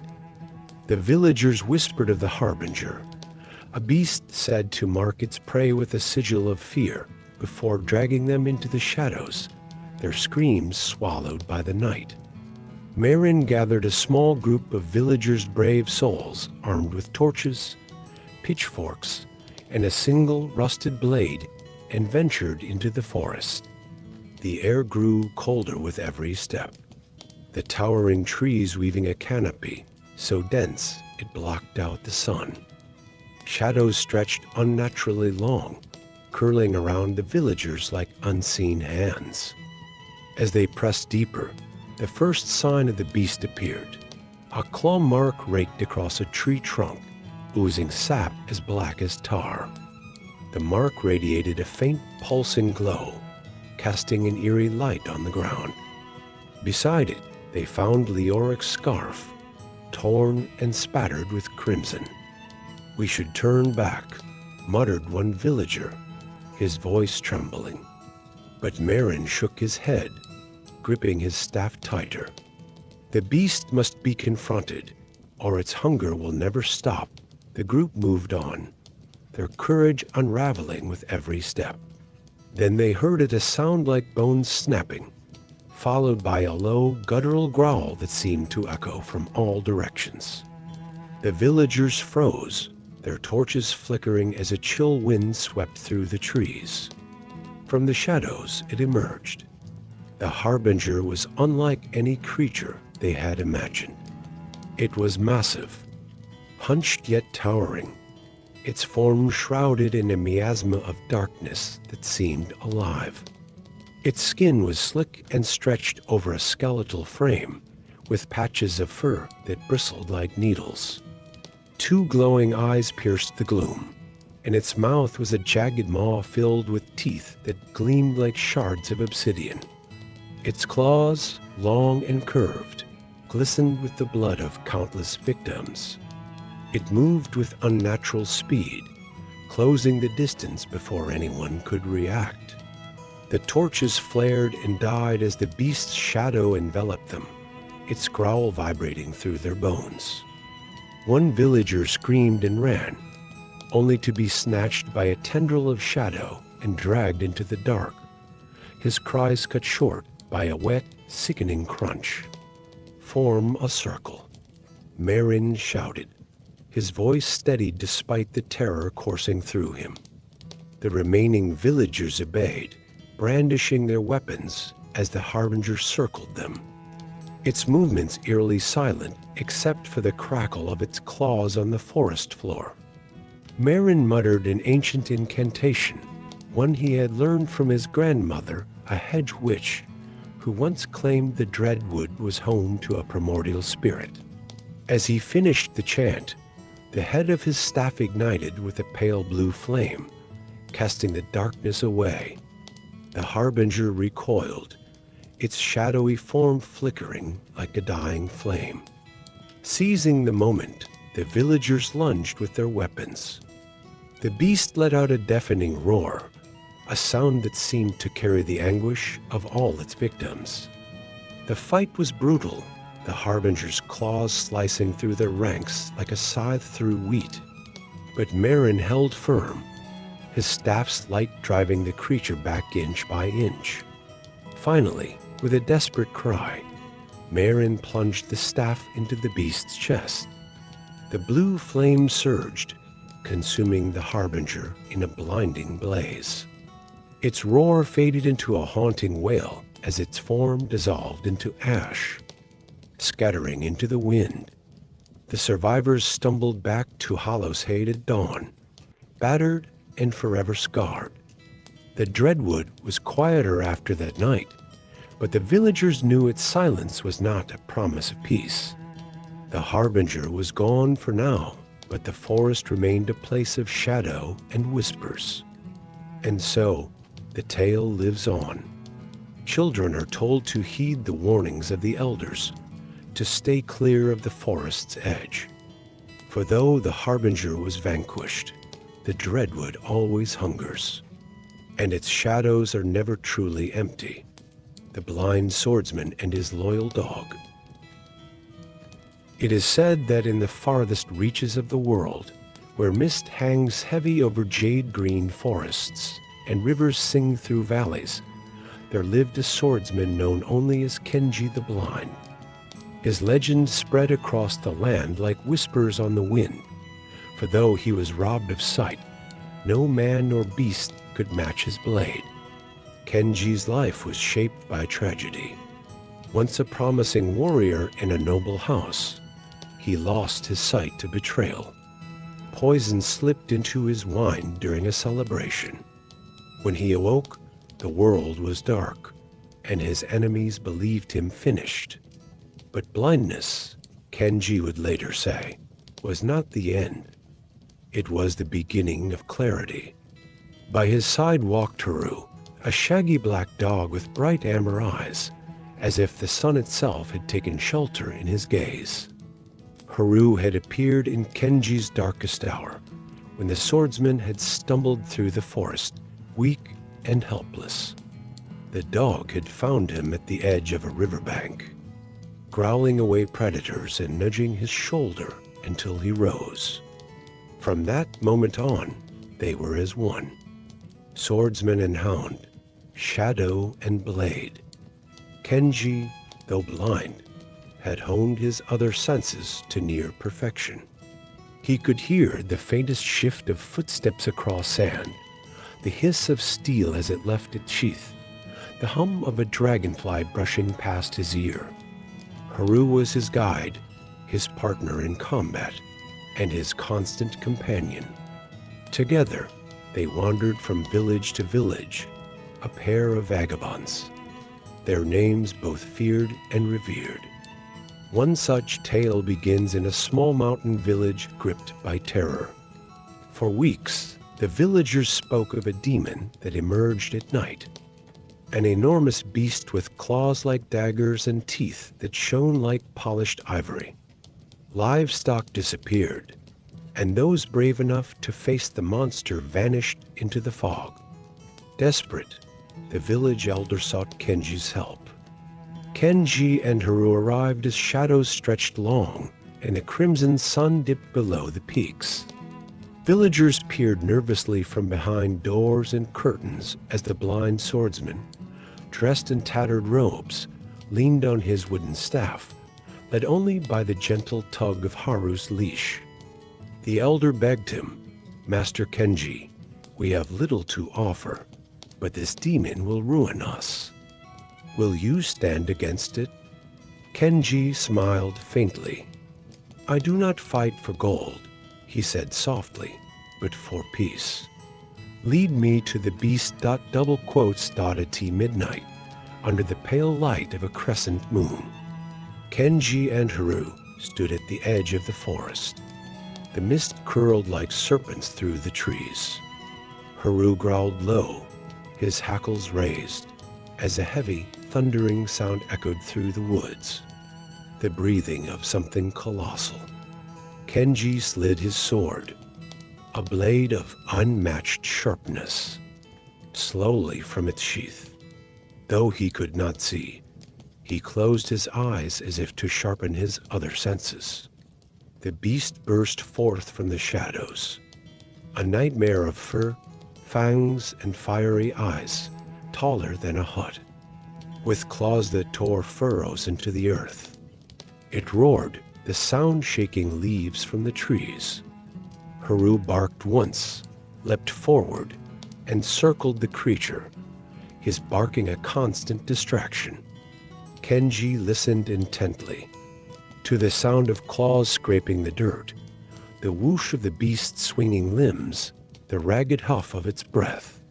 He moved as if guided by the wind itself. The villagers, watching from a safe distance, could hardly believe their eyes. Kenji ducked and turned with grace, avoiding the monster's deadly swipes. Haru barked and snarled, darting just out of reach, drawing the beast's focus. Then, in a single heartbeat, Kenji stilled. The monster lunged. Kenji whispered. Now Haru let out a sharp bark, and in that instant, the swordsman's blade sang. A single stroke, swift and final, cut through the air. The creature howled, its roar dying as its massive body collapsed into the mist. Silence followed, broken only by the wind rustling the trees and Haru's soft panting. When dawn broke, the villagers found Kenji and Haru sitting quietly at the edge of the woods. The swordsman's blade was clean, as though it had never tasted blood. The beast was gone, its body already dissolving into smoke, for it was no ordinary creature, but a demon cursed to roam the earth. The villagers fell to their knees in gratitude. Kenji only nodded, turning to leave with Haru at his side. As they vanished into the morning fog, a young boy called out, "How did you know where to strike? How can you fight without sight?" Kenji paused, his hand resting lightly on Haru's back. Without turning, he replied, "I see the world as it truly is, with the heart, not the eyes. And with Haru, I am never alone," and so they disappeared once more, two wanderers on a path known only to them. Wherever they went, peace followed. And to this day, in quiet villages and forgotten taverns, tales of the blind swordsman and his loyal dog are still told, whispered over cups of sake in crackling fires, a story that lives on with every telling. Kenji and the Wraith of the Whispering Marsh. The marshlands of Yurei no Numa, the ghost marsh, were a place of dread.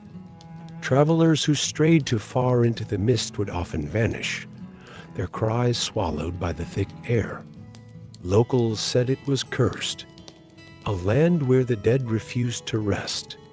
Those who returned spoke of whispering voices, invisible hands tugging at their clothes, and pale figures lurking in the reeds. And so, no soul dared approach it, until a grieving father came to Kenji. Kenji was seated in a quiet corner of a mountain tea house, Haru at his side, when the man arrived. A humble farmer with hollow eyes and trembling hands. "Master Kenji," he begged, "my daughter wandered into the ghost marsh 3 nights ago. Her lantern was found at the edge, but there is no sign of her. The villagers say she is lost to the wraiths, but she is all I have. Please, if anyone can bring her back." "It is you." Kenji sat in silence for a long moment. His unseeing eyes turned toward the wind, as if listening to something far away. Finally, he stood and gave a small nod. "Haru," he whispered.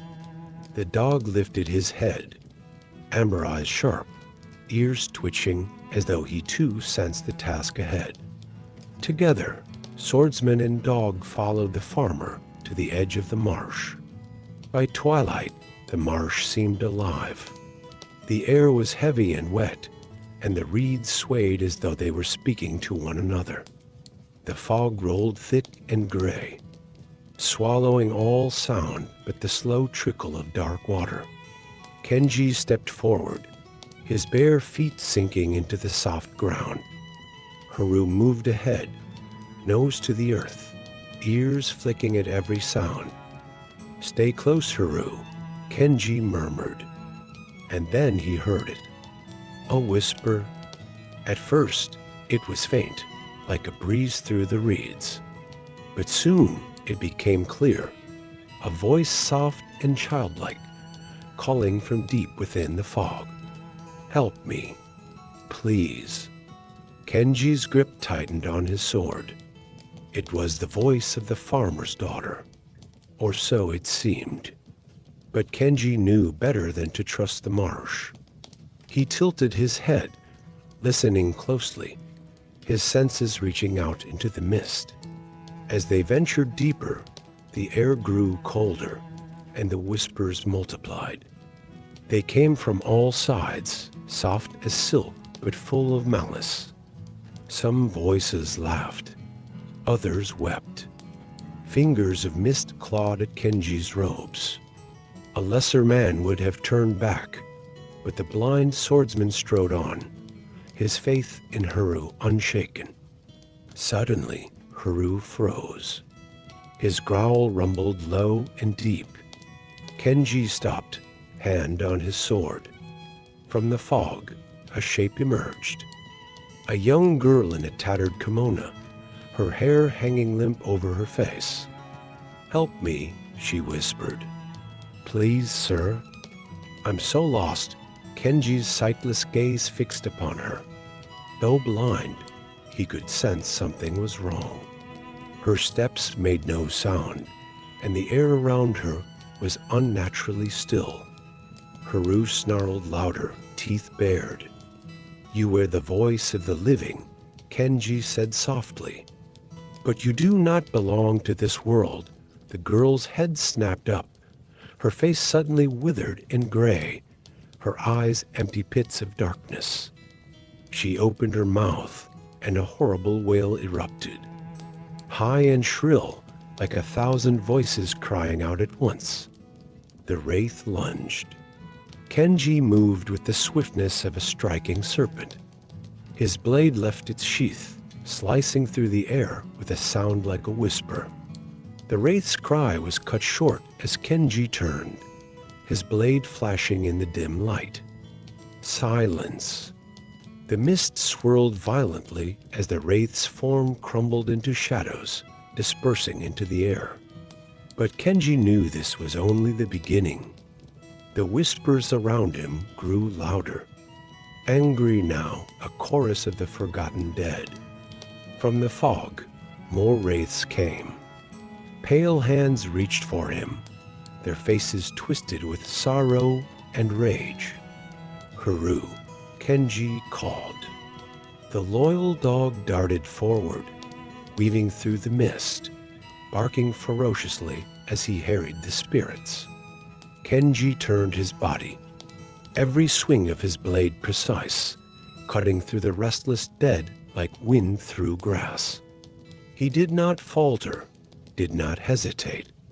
To watch him was to witness a man who saw not with his eyes, but with every fiber of his being.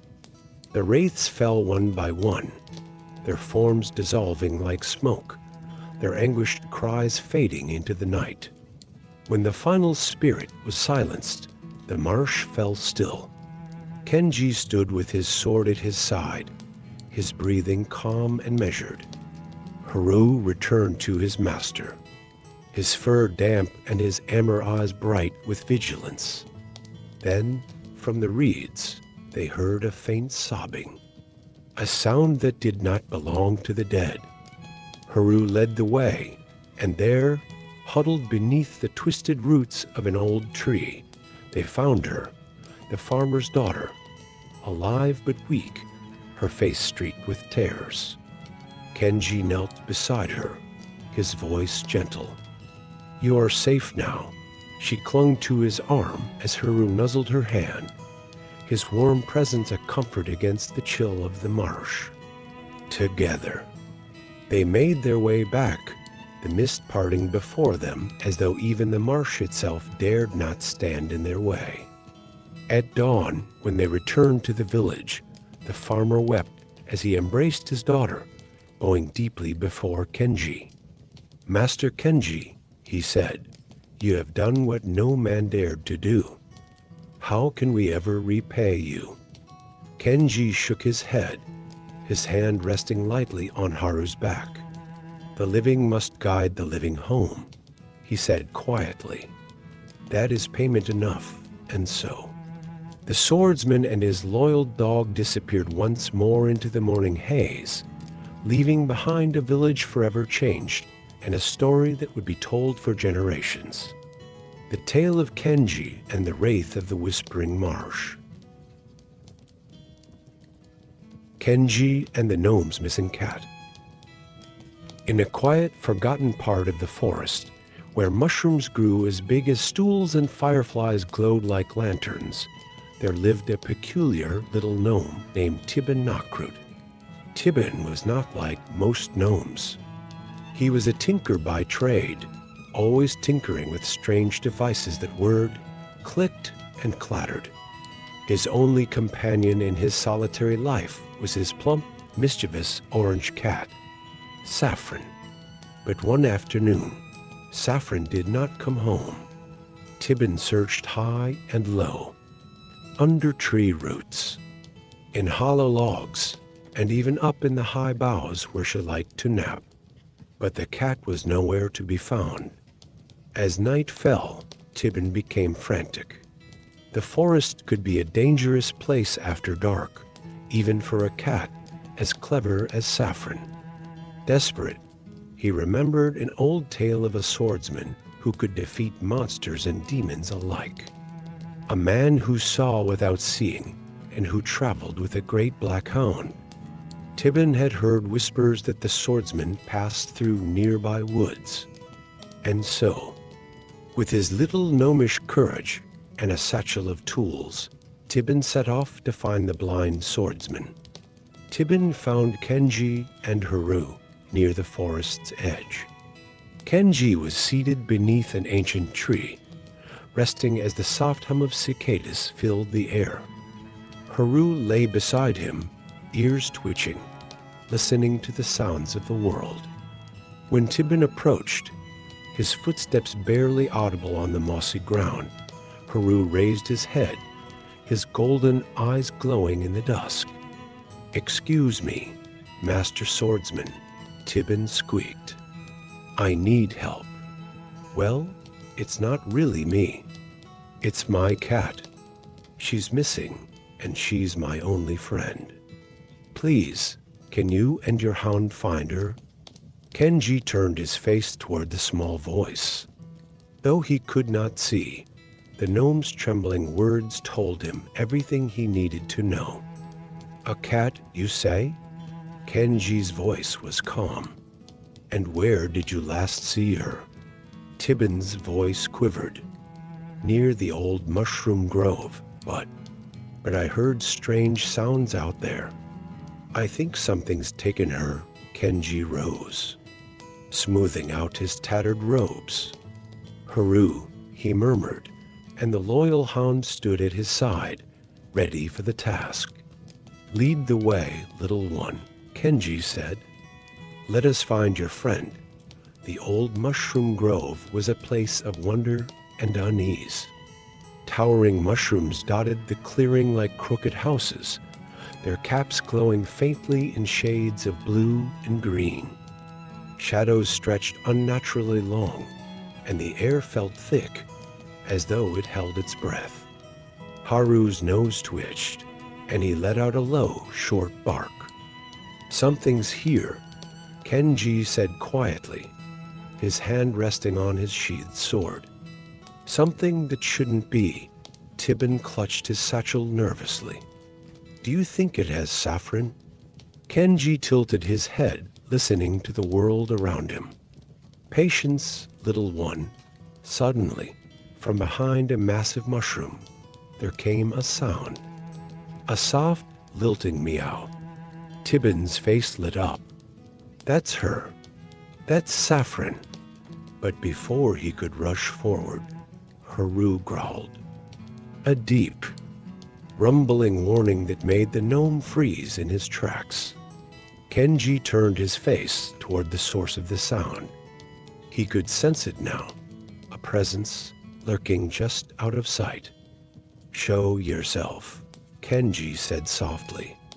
From the shadows came a rustling, followed by a skittering sound, like claws scraping against stone. Emerging into the faint light of the mushrooms was a creature that looked part spider, part shadow, with too many legs and glowing white eyes.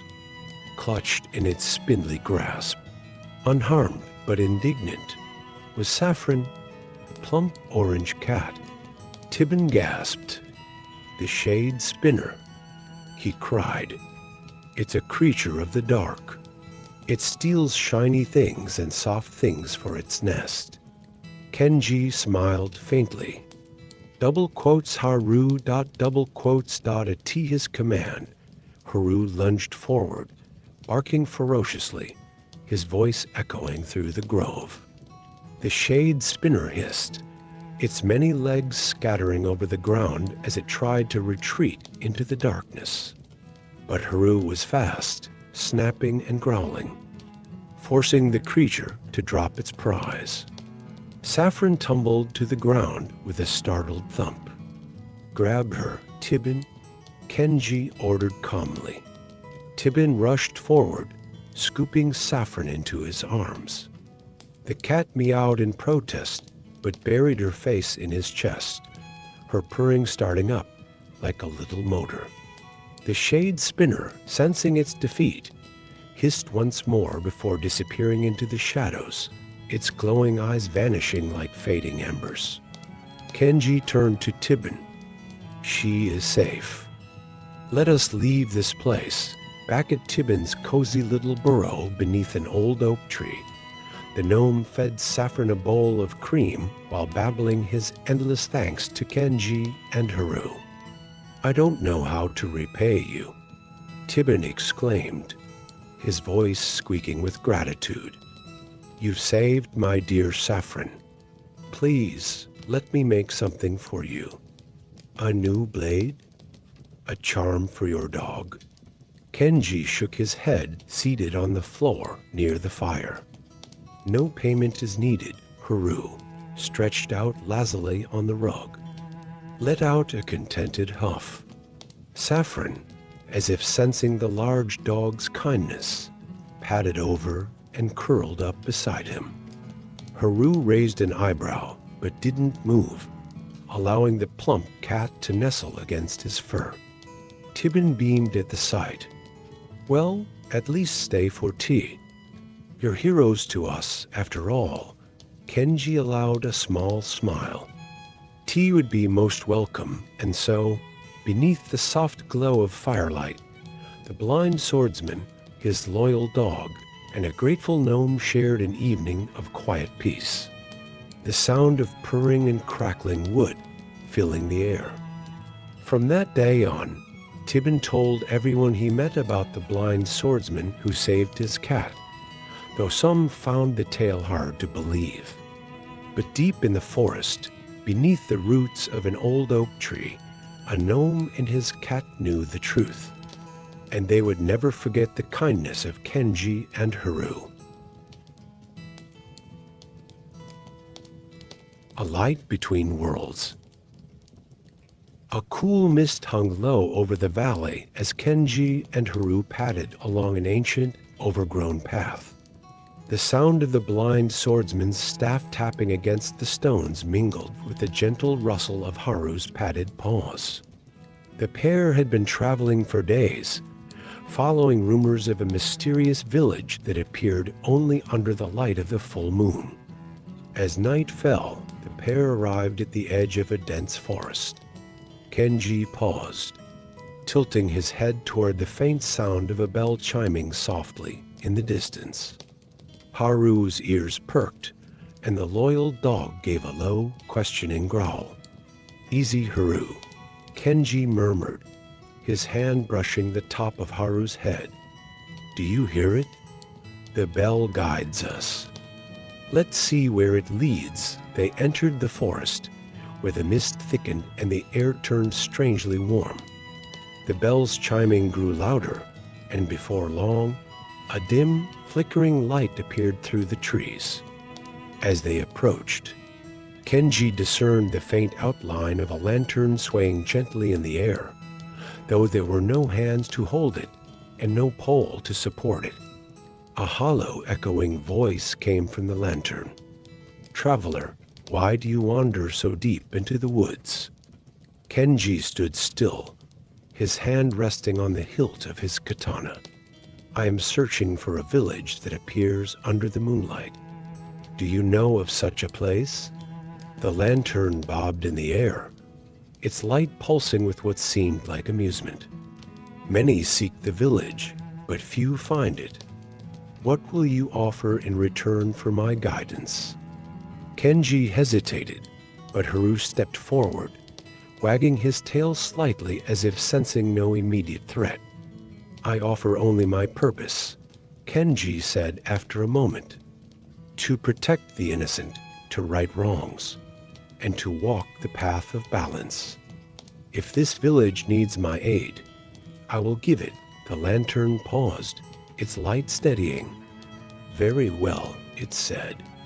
"Follow me, but beware. This path requires more than courage. It requires clarity of heart.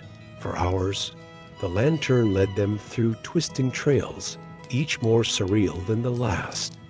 Trees grew in impossible spirals, the ground shimmered like liquid silver, and strange whispers echoed around them. Yet Kenji walked steadily, trusting in his senses and Haru's calm presence. At last, they emerged into a clearing bathed in moonlight. There stood the village, its buildings ancient yet pristine, glowing faintly as if made of moonlight themselves. Villagers moved silently, their faces pale and ethereal. The lantern stopped at the village gate and spoke one last time. "This place is caught between worlds. Its people are lost souls trapped by regret. If you wish to free them, you must uncover the truth of their sorrow and offer them peace." Kenji nodded, his resolve unwavering. With Haru at his side, he stepped into the village, ready to face whatever truths awaited. Kenji felt the air change as he stepped into the village. It was colder, almost weightless, as though he'd passed into a dream. Haru stayed close, his fur bristling but his steps steady. The villagers moved like shadows, their expressions blank and their eyes downcast. Kenji stopped near a well at the center of the village, tilting his head toward faint murmurs drifting through the air. They weren't voices but a melody, a sorrowful tune that seemed to come from everywhere and nowhere at once. "What do you hear, Haru?" Kenji asked softly, crouching to feel the ground. Haru sniffed, then let out a soft whine, nudging Kenji toward the well. Kenji reached out, his fingers brushing the cold stone of the well's rim. The melody grew louder, pulling at the edges of his mind. He could sense the well held something powerful, something aching to be heard. A voice broke the silence behind him. "You feel it too, don't you?" Kenji stood, turning toward the sound. A young woman stood there, her figure faintly translucent, her face streaked with ethereal tears. She looked at him with a mixture of hope and despair. "Who are you?" Kenji asked, his tone calm but firm. "My name is Ayumi," she said. "I was once the caretaker of this village, but now we are prisoners of our own sorrow." Kenji rested a hand on Haru's head. "Tell me, Ayumi, what binds you here?" Ayumi gestured toward the well. "Long ago, the village fell under attack. We had a relic, a sacred lantern that could repel any evil, but our fear consumed us. We extinguished its light, thinking it would hide us. The darkness claimed us instead. Now we are trapped, unable to move on." Kenji frowned, his fingers brushing the hilt of his katana. "And the lantern in the woods, is it the same?" Ayumi nodded. "It escaped the village when we extinguished it, but its light remains tied to the sorrow of our choice. If you can reignite its flame, perhaps it will free us." Kenji reached into his satchel and withdrew a flint. "I will try. Show me the way." Ayumi's eyes brightened faintly as she led him back to the well. "The flame must be kindled with courage, but beware. Those who doubt their purpose will face their deepest fears." Kenji knelt beside the well, holding the flint steady. Haru sat beside him, a constant anchor in the shifting reality of the village. Kenji struck the flint once, twice, and on the third strike, a spark leapt into the well's darkness. A brilliant light surged forth, accompanied by a rush of memories. Kenji saw flashes of the villagers' final moments, their anguish, their regret. The images washed over him, but he remained focused, his mind rooted in the present. Haru barked sharply, snapping Kenji out of the visions. The light from the well flowed outward, enveloping the village.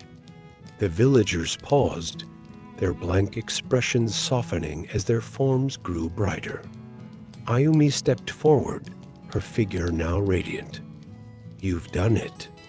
The lantern's flame burns again, and we are free." Kenji stood, his expression serene.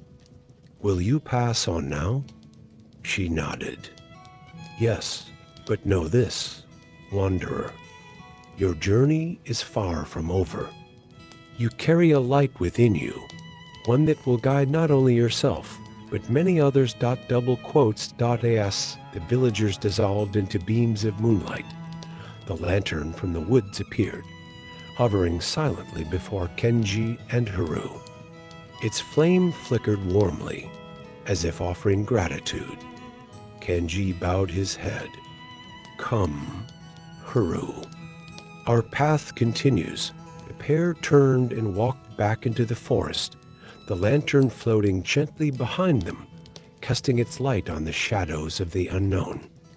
As Kenji and Haru left the village, the lantern's glow followed them, its light casting long, shifting shadows on the forest floor. Though the night was silent, Kenji's mind churned with echoes of what he had seen. The visions from the well lingered, heavy and vivid, replaying the villagers' final moments. Their fear, their guilt, their desperate hope for salvation that came too late. Haru, sensing his master's unease, nudged Kenji's hand with his nose. Kenji smiled faintly, kneeling to ruffle the fur on Haru's neck. "You always bring me back, don't you, old friend?" he said softly. But as they walked, Kenji couldn't shake the question that the visions had stirred within him. What would I have done in their place? The forest path twisted, the lantern's glow revealing strange shapes in the mist. Kenji stopped when he felt the air shift, thickening with the same eerie weight he'd felt near the well. Haru growled low, his ears flat against his head. "Do you sense it too, Haru?" Kenji murmured, tightening his grip on his staff. A voice drifted from the shadows. Not the hollow tones of the lantern, but something deeper, resonating in Kenji's chest like a distant drumbeat. "You've seen the regret, swordsman. Now face your own." The mist thickened, and Kenji felt himself pulled into a different place, a realm that seemed to exist outside of time. The forest vanished, replaced by a barren, moonlit plain. In the center of the expanse stood a figure. Kenji recognized him instantly, though it had been years since they last met. The figure was tall and imposing, clad in armor that gleamed faintly in the moonlight. His face was sharp and unyielding, his eyes cold with judgment. "Kenji," the man said, his voice both familiar and piercing. "Have you forgotten me?" "I could never forget, master," Kenji replied, his voice steady, but tinged with sorrow. The man stepped closer, his presence overwhelming. "Then you remember your failure. The day you abandoned the code. The day you chose mercy over honor." Kenji's hand tightened around his staff, his knuckles white. "I did what I believed was right. Taking a life that could be spared is no honor at all. Is that what you tell yourself?" The figure spat. "You disobeyed me. You left me to die." Kenji flinched as the memory surged forward. He saw the battlefield, the clash of steel, and the chaos of that fateful day. His master, gravely wounded, had ordered him to deliver the final strike to an enemy commander. But Kenji had hesitated.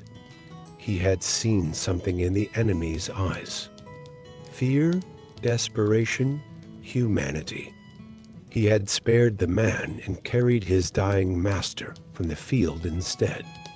"You betrayed the code," the figure snarled, his voice rising like thunder. "You chose weakness. And because of you, I fell." Kenji's voice was quiet but firm. "I chose compassion. And if that is weakness, then I will bear it." The figure raised his sword, its edge gleaming like a shard of the moon. "Then bear it you shall, swordsman. Face me and prove your resolve." Kenji stood still, his hand resting lightly on the hilt of his katana. Haru barked once, a sharp, clear sound that seemed to cut through the tension. Kenji exhaled slowly, centering himself. "I will not fight you, master. You are but a shadow of the past, and I have made peace with my choice." The figure hesitated, his form flickering like a dying flame. "Then why do you still carry the burden? Why does it haunt your steps?" Kenji closed his eyes, feeling the weight of the truth. "Because it is my burden to carry, but it does not define me. My path is not one of perfection. It is one of learning, of balance, of light and shadow." The figure lowered his sword, his expression softening. Then, perhaps. You have surpassed me, Kenji. With that, the figure dissolved into the air, leaving Kenji and Haru alone in the moonlit plain. The mist thinned, and the forest returned, the lantern's light steady and warm. Kenji knelt beside Haru, resting a hand on his loyal companion's head. "Thank you, Haru," he murmured. "For always guiding me back to the present." The lantern pulls gently, as if in approval, and the two travelers resumed their journey. Though the weight in Kenji's heart remained, it felt lighter, tempered by the clarity of his purpose. For as long as there were shadows, there would be light, and Kenji and Haru would walk the path between them.